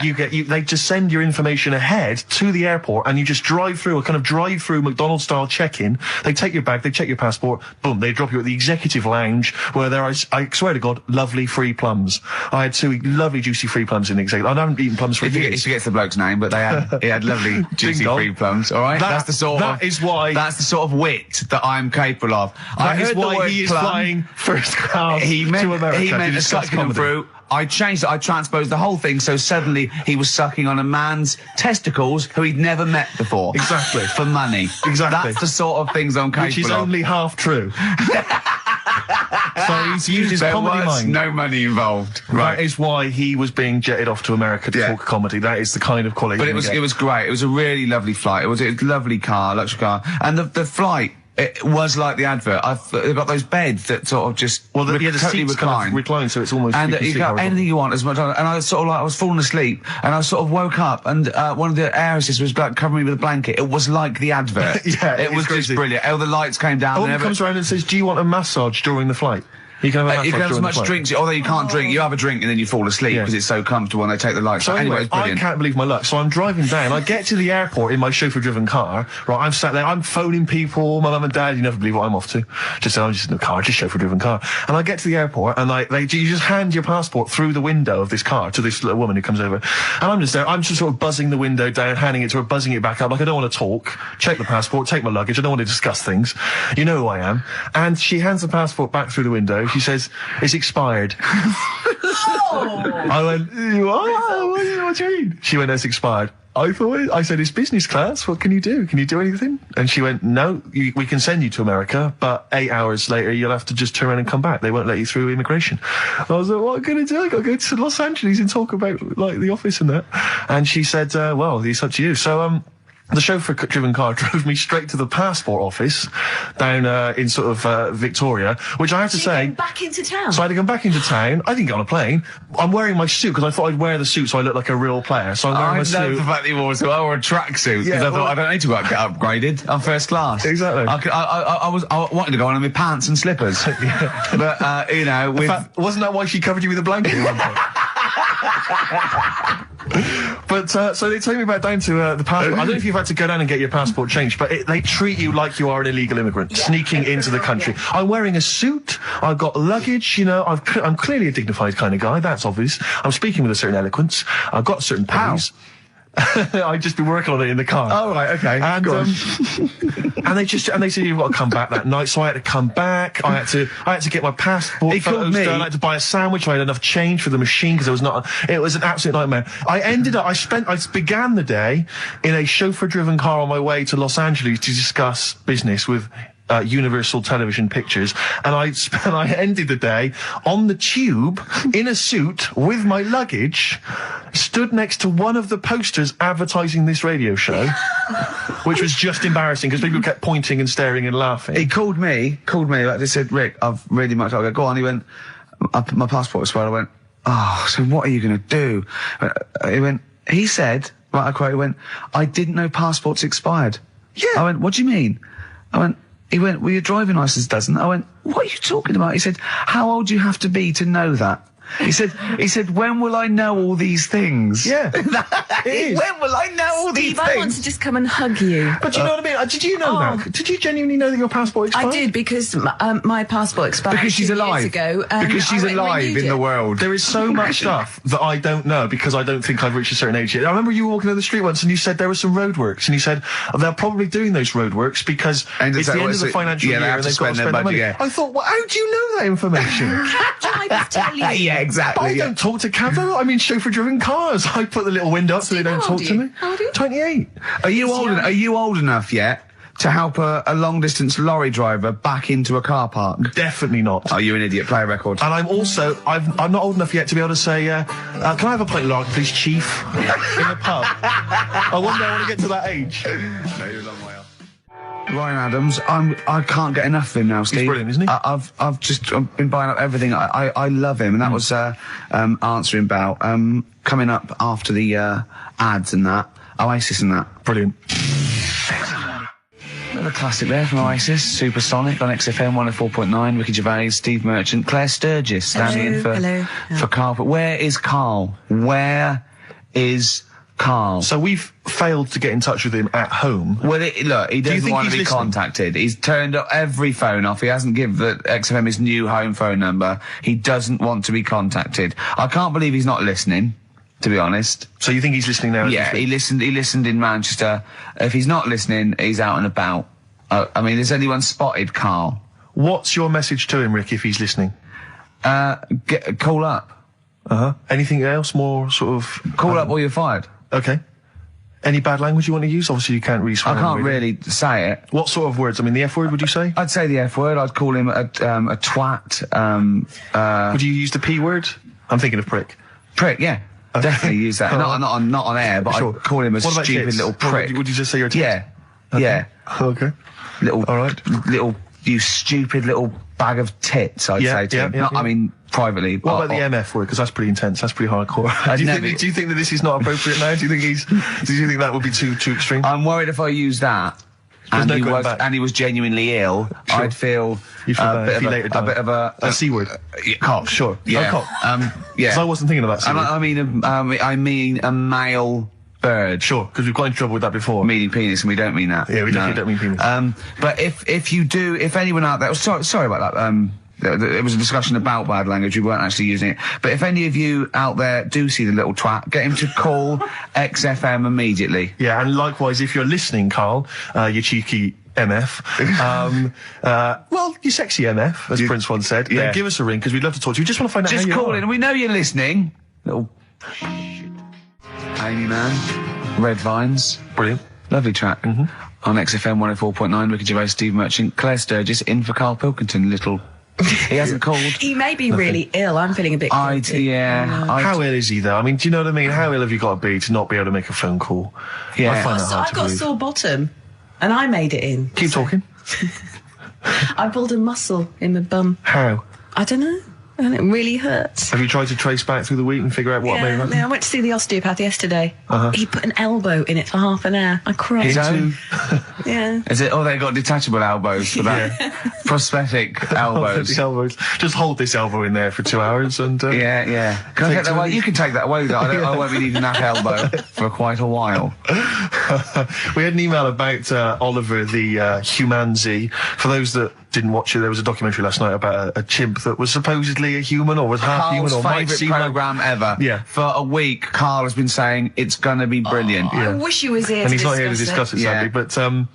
But Lee Cranston has emailed in and says, I thought the best part of the Oliver programme was the guy Vincent Pace, the camp fella at the piano, telling how he first met Oliver. Quote, he grabbed his female owner, turned her around and bent her over and went to mount her. I made her an offer to buy him the next day.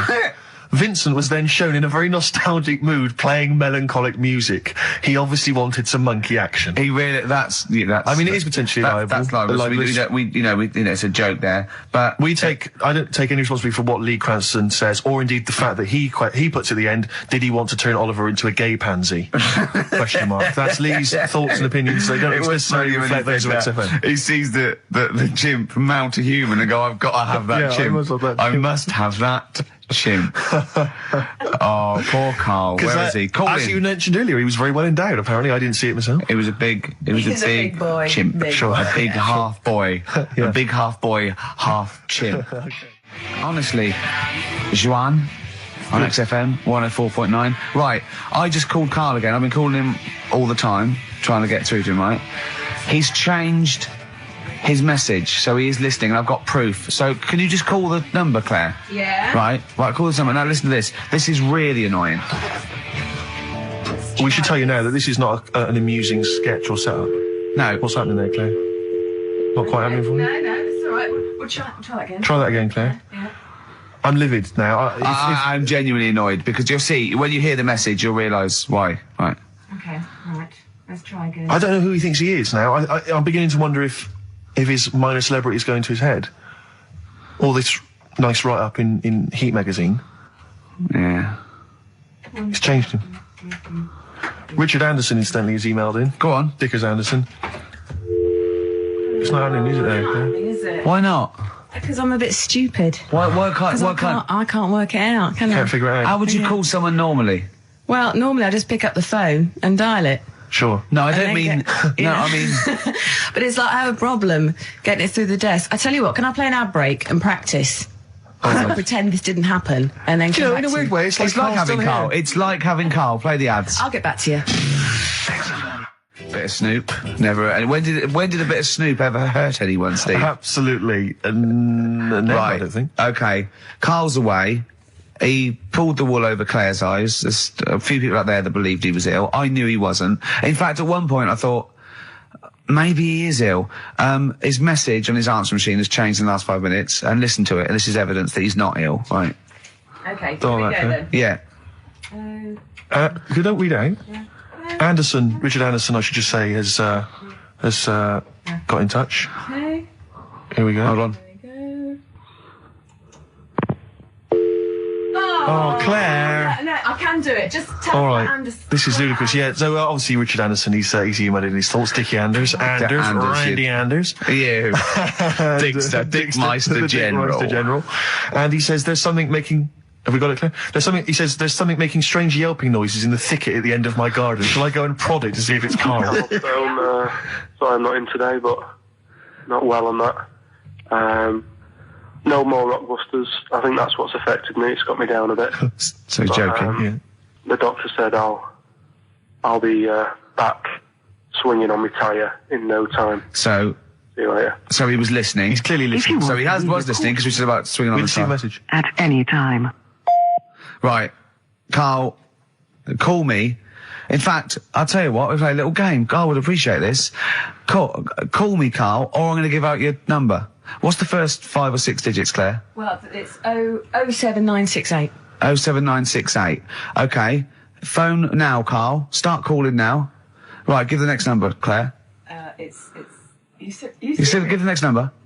1. Make a One. note of this, because Okay. if you want to call Carl yourself... 07968, and the first number to be given out is 1. He's not ill. How do you feel now, Claire? Because he's made a fool of you, because you believed him. I actually He's felt made a really monkey out of sorry you. for him Yeah. last night. But now, passed out, I feel a little bit let down. Right, okay, so we give a number out every 5 minutes until Carl calls, because we know he's listening now. He's taking a piss. He's not ill, obviously, you can hear that. That was as long as a link, so he could have been here. He could definitely call. Are we leaving this message? Is this a message we're still leaving on his phone? Yeah. We're still leaving it. Good. Yeah. Good. Yeah. Why don't we leave the rest of the show on his phone? As a message? Leave it up. He's got to listen through it all so he can delete it. Yeah, exactly.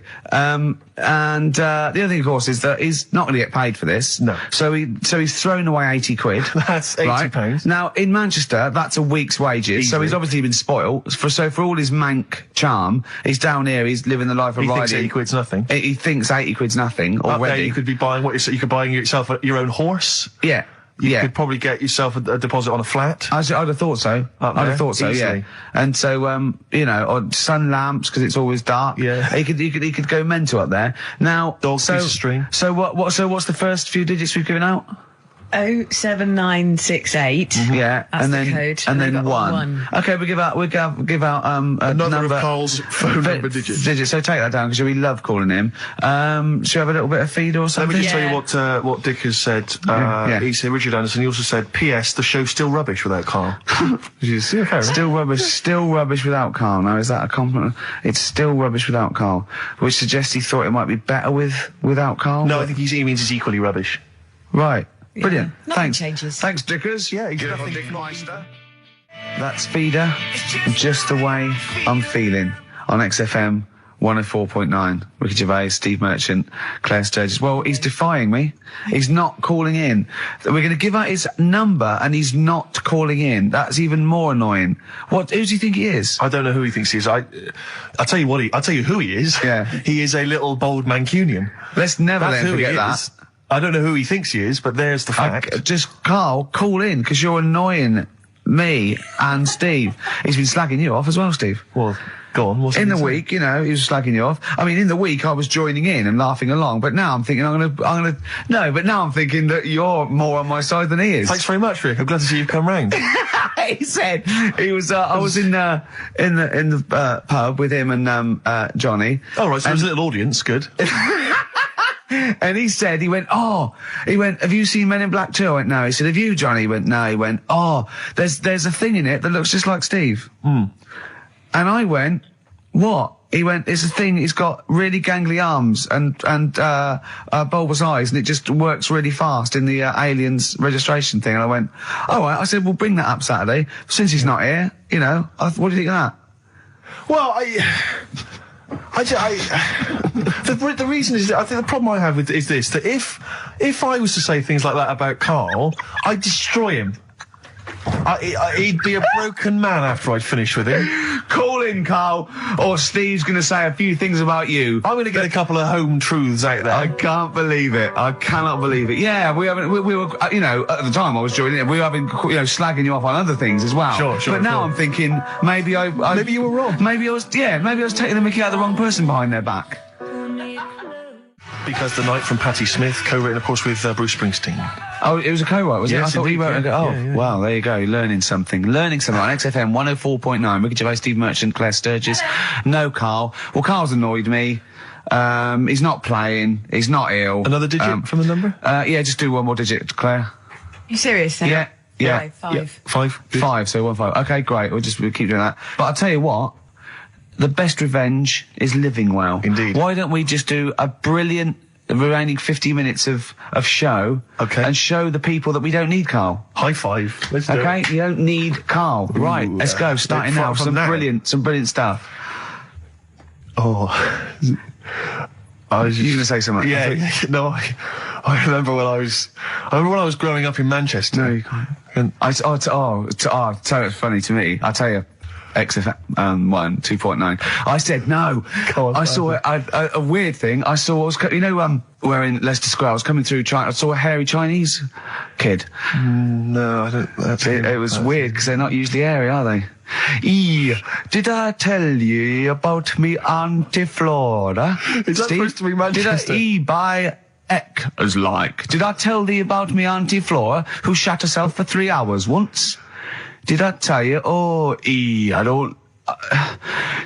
There was a woman born Karl, once. you have to phone us. We've got nothing. Oh, God, he's so annoying. Little twat. Richard Ashcroft, biting bottles on XFM 104.9. Well, we might not have Karl, but I think we've got a few ads, haven't we? Oh, At least brilliant. Got quite a few. That's the new one from Blur. Out of Time. Only 3 now.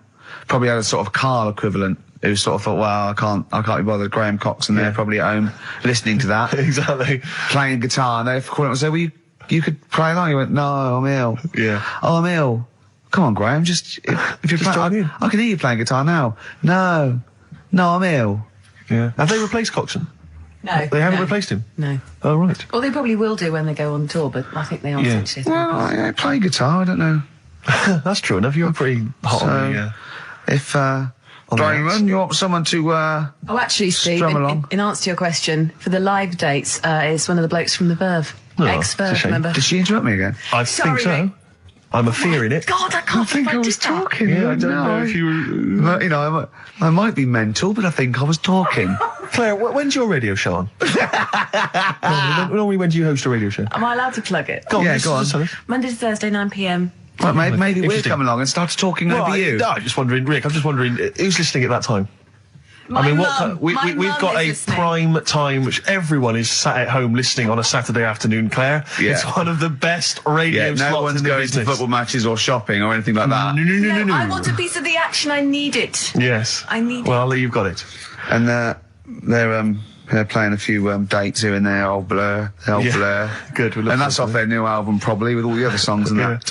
Rick, I was watching TV last night. I think it might have been during the Monkey Show, actually, I'm not sure, but there's an advert, and it reminded me of a little crush that I just felt I should express, because I wonder if, I've often used the platform in the past to just express my feelings for people. Yeah. And I realised now, for many, many years, I've had a big crush on the Scottish Widow, from the Scottish Widow adverts. I just want to say to her, Is it because she's sort of mysterious and hooded? partly that, it's also because I guarantee she's available.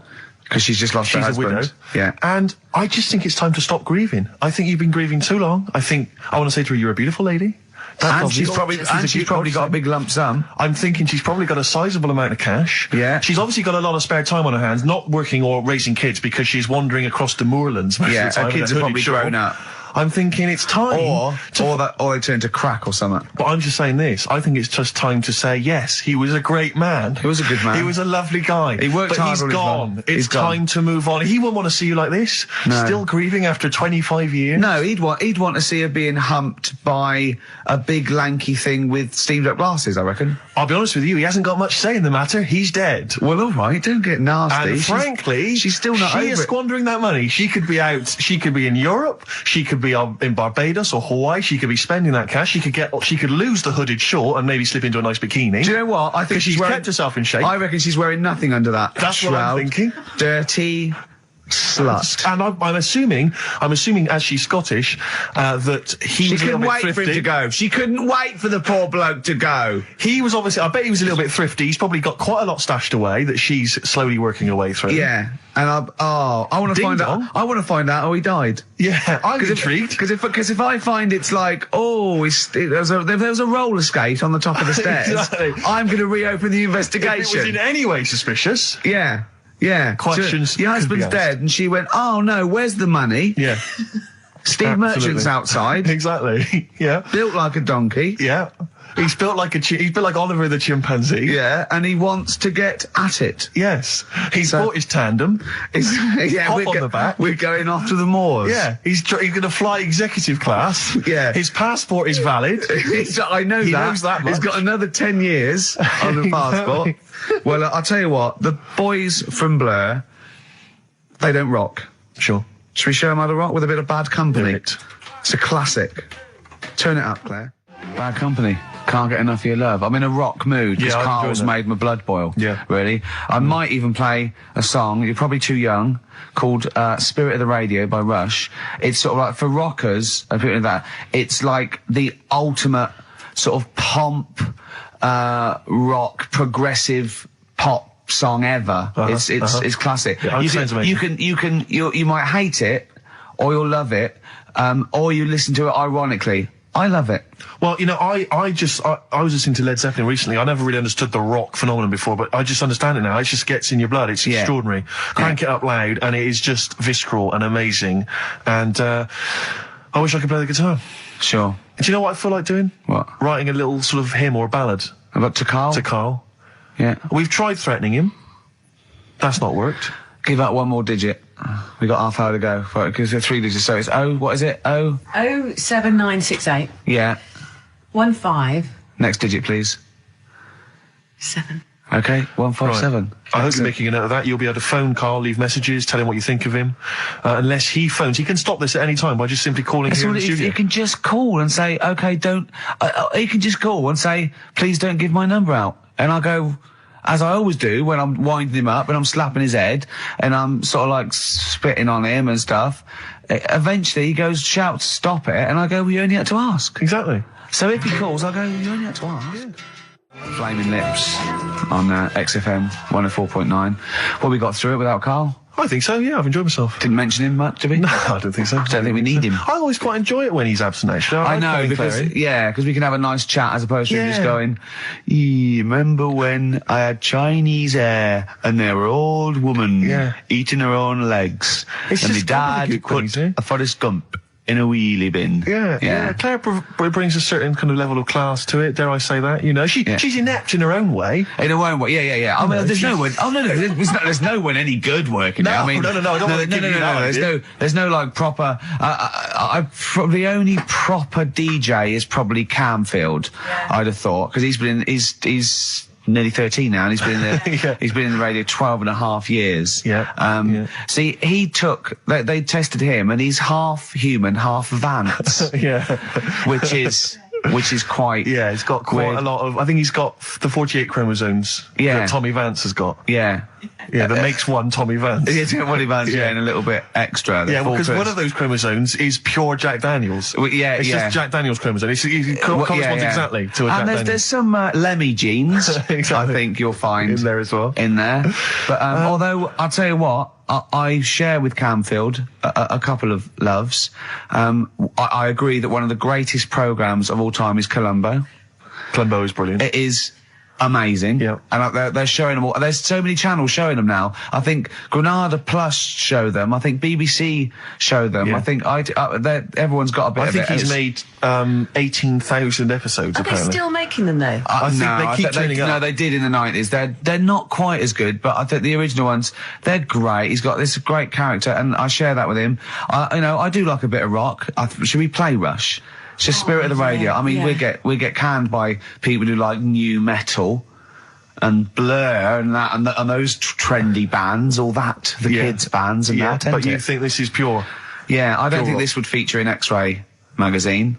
They've got some great bands in them. They've got Kaloop, they've got Demp, they've got Flap Nibble coming out with their new single. It's an EP, and Strep, the early, excellent. not the later Strep, the early Strep, the unrecorded years, which is the only ones I like by Strep. And that guy in it, you know, the drummer Kibble, he's got his own Scone Fringe. He's in for a chat with Christian on the Breakfast Show, where you could win a trip to O'Neill's in Camden. This is Rush. And Spirit of the Radio, everything in that. Let's put every type of music. Okay, go to reggae, into rock. Okay, opera, go mental now. Go mental on the drums. Double that. Double the. How many bass drums have you got? Just the one. Go mental on it. Yeah. Right. It is obscene. That is everything in that, isn't it? How long is it? About 4.5 minutes. Yeah. It's crazy. That's lovely. People don't play music like that anymore. There's only 3 of them. I just Is there think only 3 of them? yeah. There's that. And just one day in Canada. Yeah. They just went right. We're only going to make one single. Yeah. So let's put every type of music into that single. Yeah. It's almost like a Stars on 45 version of music of all time. Of every music rock they've heard. Exactly. Yeah. Brilliant. Good, Are they isn't still it? going? Do they still play? I don't know. I've no idea. But that was for Camfield. There was Bad Company there and Rush for Camfield. Columbo. That was for Camfield as well. The A-Team. Do you remember once when we were talking about the A-Team and I was slagging it off on your show in the old XFM? Yeah. And I was going, I mean, I quite like the A-Team, but sometimes it's too far-fetched to enjoy without it being ironic or it being for kids. And I could hear fuming from outside. I could feel him going. He didn't know who to call. He wanted to call Vance or someone or Lemmy. He didn't know. Right? And then I said, if you can't find the A-Team, they outwit the might of the FBI every single week. But an old woman who's having trouble with her landlord can find them. Yeah. And the door burst open, and Campy went, "That is because Hannibal sometimes disguises himself as an elderly Chinaman." Yeah. And that was his explanation for the whole series. Yeah. Oh, that was for Camfield. That's lovely. That's for his 12th birthday, which is coming up very 13. soon. Oh, he's 13. Yeah. Teenager, yeah. Oh, he's gonna rock, Steve. Indeed. Oh, the phone's going. Play that break. I'll answer. Oh, it might be Carl. Oh. Wow, here's a bit of a turn up for the books. Karl Pilkington on the line. Right. Yeah, where you been? I'm off ill, aren't I? Right. Okay, what's the matter with you? Just a bit bunged up and that, and got the shakes, got that sort of, that shaky thing I get. Yeah, that's because you didn't eat last time when Suzanne was at work. Yeah, well, I think that's what brought it on. Plus, she was away in the week and I put some wet jeans on. And I think that's what's caused the problems. Well, when did you put them on your head? No, they were just on the Maiden and the legs felt dry. But just on the what? On the what? Have you got the Maiden? What was she doing there? What do you mean? On the Maiden that you put clothes on. What? Your clothes horse? Maiden. Your clothes horse? Well, yeah. Right, okay, so you put wet jeans on, yeah? So that's why I'm ill and that. I'm not having a good time. I've been watching the football. So you're just sitting at home watching telly where you could have been sitting here? Well, I would have been better off there because I've got a chair there. I've got no chair at home at the moment because I sold it last week. Why did you sell a chair? What, you only had one chair? What? Look, can't we just, I just was calling up to let you know I was alright and that. We're not interested in that, we want to know about the chair. I sold it. I had a little 2-seater and I sold it because I'm getting a new one, but I've got to wait another month. So you've got to sit on the floor for So a month. you sold a chair before you had another one? Well, she might not have wanted to buy it in a month or something. So I got rid of it whilst I could. She was alright, buddy. We'll talk about that next week. Oh, you're going to be in next week? I look forward to that then. That's a dynamite piece of radio to tune in for. The day Carl sold a chair. Brilliant. Alright. So you alright then? It's going alright? But why did you take this long to call? We asked you to call since the very beginning. We've been phoning you. Why did you phone so long? I heard the beginning. I heard the beginning of the show. I thought, yeah, it's going alright. They're there and stuff. Turned it off. You turned it off? No, I put a tape in though, because even though I'm ill, I'm still showing an interest in it. Well, you're not. If you're watching football and shaking. Yeah, well, I'll listen back to it later, so I hope you haven't been dissing me. No. Right? Definitely not. Don't listen back to it, it's not worth it, but we haven't been dissing you, no. And I've just been watching a bit of football, right? Did you watch the Monkey programme last night? You told us to watch the Monkey programme. We all stayed and watched the Monkey programme. Alright, wasn't it? It was rubbish, wasn't it? Obviously not half chimp, half human. Well, I mean, they missed out a lot of the interesting bits. They didn't have any interesting bits. Those are bits that you made up to make it more interesting. The bits that I told you about 3 months ago before they decided to make the programme. Yeah. What were the bits that you came up with? Well, they missed out the bits about, the zookeeper. Right, there wasn't a zookeeper, yeah, go on. Well, there was, but they left that bit out. Well, okay, fine. And they left out the bit where it ran from there in 1975. In terms of those that did research, they actually went and filmed it. You read it on the internet. Yeah. Yeah. Chances are you're the one with the facts wrong. Yeah, I think they also left out the bit when it jumped over 3 double-decker buses on a motorbike. On Evel Knievel's motorbike. Yeah. So, I can't believe it. I cannot believe it. Not only do you not bother turning up, but you turn off the radio and start watching football. Yeah, I turned it off, but I've recorded it. I'll listen back later and sort of... Well, what good is that? Sort of, I like to keep it in shape and that. I'll have a word next week. Alright. If you receive any phone calls from people you don't know, we don't know anything about that. Instantly, we don't know why that is happening. That is just going to be a weird, spooky thing. So and don't bother telling the story about Men in Black 2 either, because I don't think people will be interested. Actually, on the subject of Men in Black 2, what? Have you seen that, Steve? No, I haven't, Carl. Tell me about it. You should see it. Go on. Why? Because there's this thing in it. Go on. What, a stupid, bald Mancunian tosser? No, weirder than that. There isn't anything weirder than that. Big eyes, it was gangly. Keep talking. You've got to see it, because you wouldn't believe the likeness and that. You've got to get the film out tonight. Right. It's not as weird, it had a normal voice, right?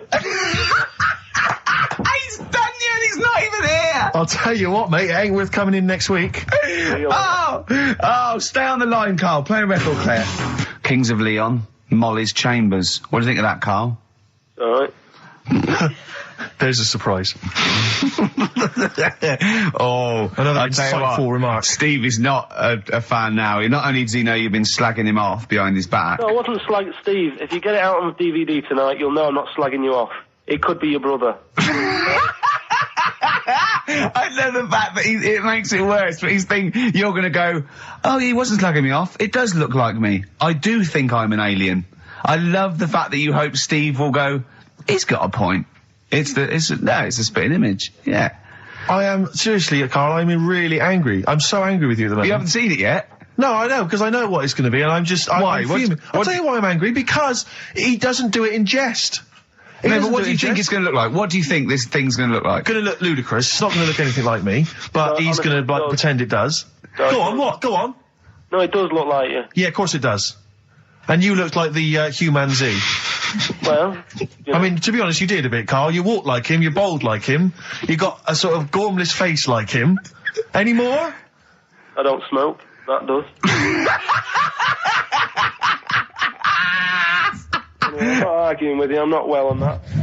Oh, you're not well. What exactly is wrong with you, you whinger?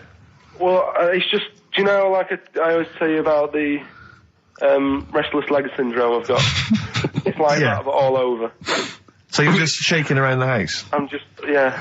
What do you look like, Elvis? What are you doing? You're shaking around the house. I'll tell you, with your bald head, you probably look like an enormous vibrator. Oh, Oh, God. That's what you probably look like if you strip naked. Oh, you'll have the Scottish widow coming round. Oh, dear. That's, what's her name, by the way? I heard you talking about that. That's, Amanda Lamb. Amanda Lamb, who's in the Place in the Sun programme. Is she actually a widow? Is she a Scottish widow? Hoots, man, my husband's dead. Do you want any money and a bit of my clam? Brilliant. All right? That's the sort of quality you've missed out on today. Well, anyway, you're going to be back next week. We need you back next week. Yeah.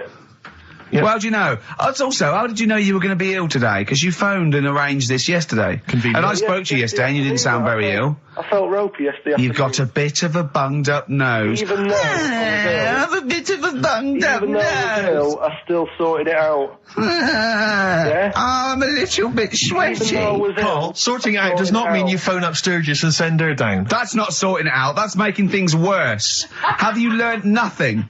Thanks, Claire. If you're not part of the solution, you're part of the All right, problem. mate. Yeah. My leg's a little bit achy. Wearing wet jeans. I put wet jeans on again. My lasagna it was frozen. Can you hear the venom and hatred in our voices today? We genuinely are upset and angry with you. Yeah. Can't believe it. I cannot believe that Right, well, the thing is, we'll be back to normal next week, right? We've got Billy Elliot doing the film next week. Right. Any prizes? Got some good stuff. Have you got any films with Burt Reynolds in to give away on VHS? And I'll see you then. Great, we're looking forward to it already. I'll see you later. See you later. Hot heat, bandages, XFM, we're off, innit? That's it, it's all over. Yeah. Back next week. Yeah. Thanks, Claire. Bye. Talk.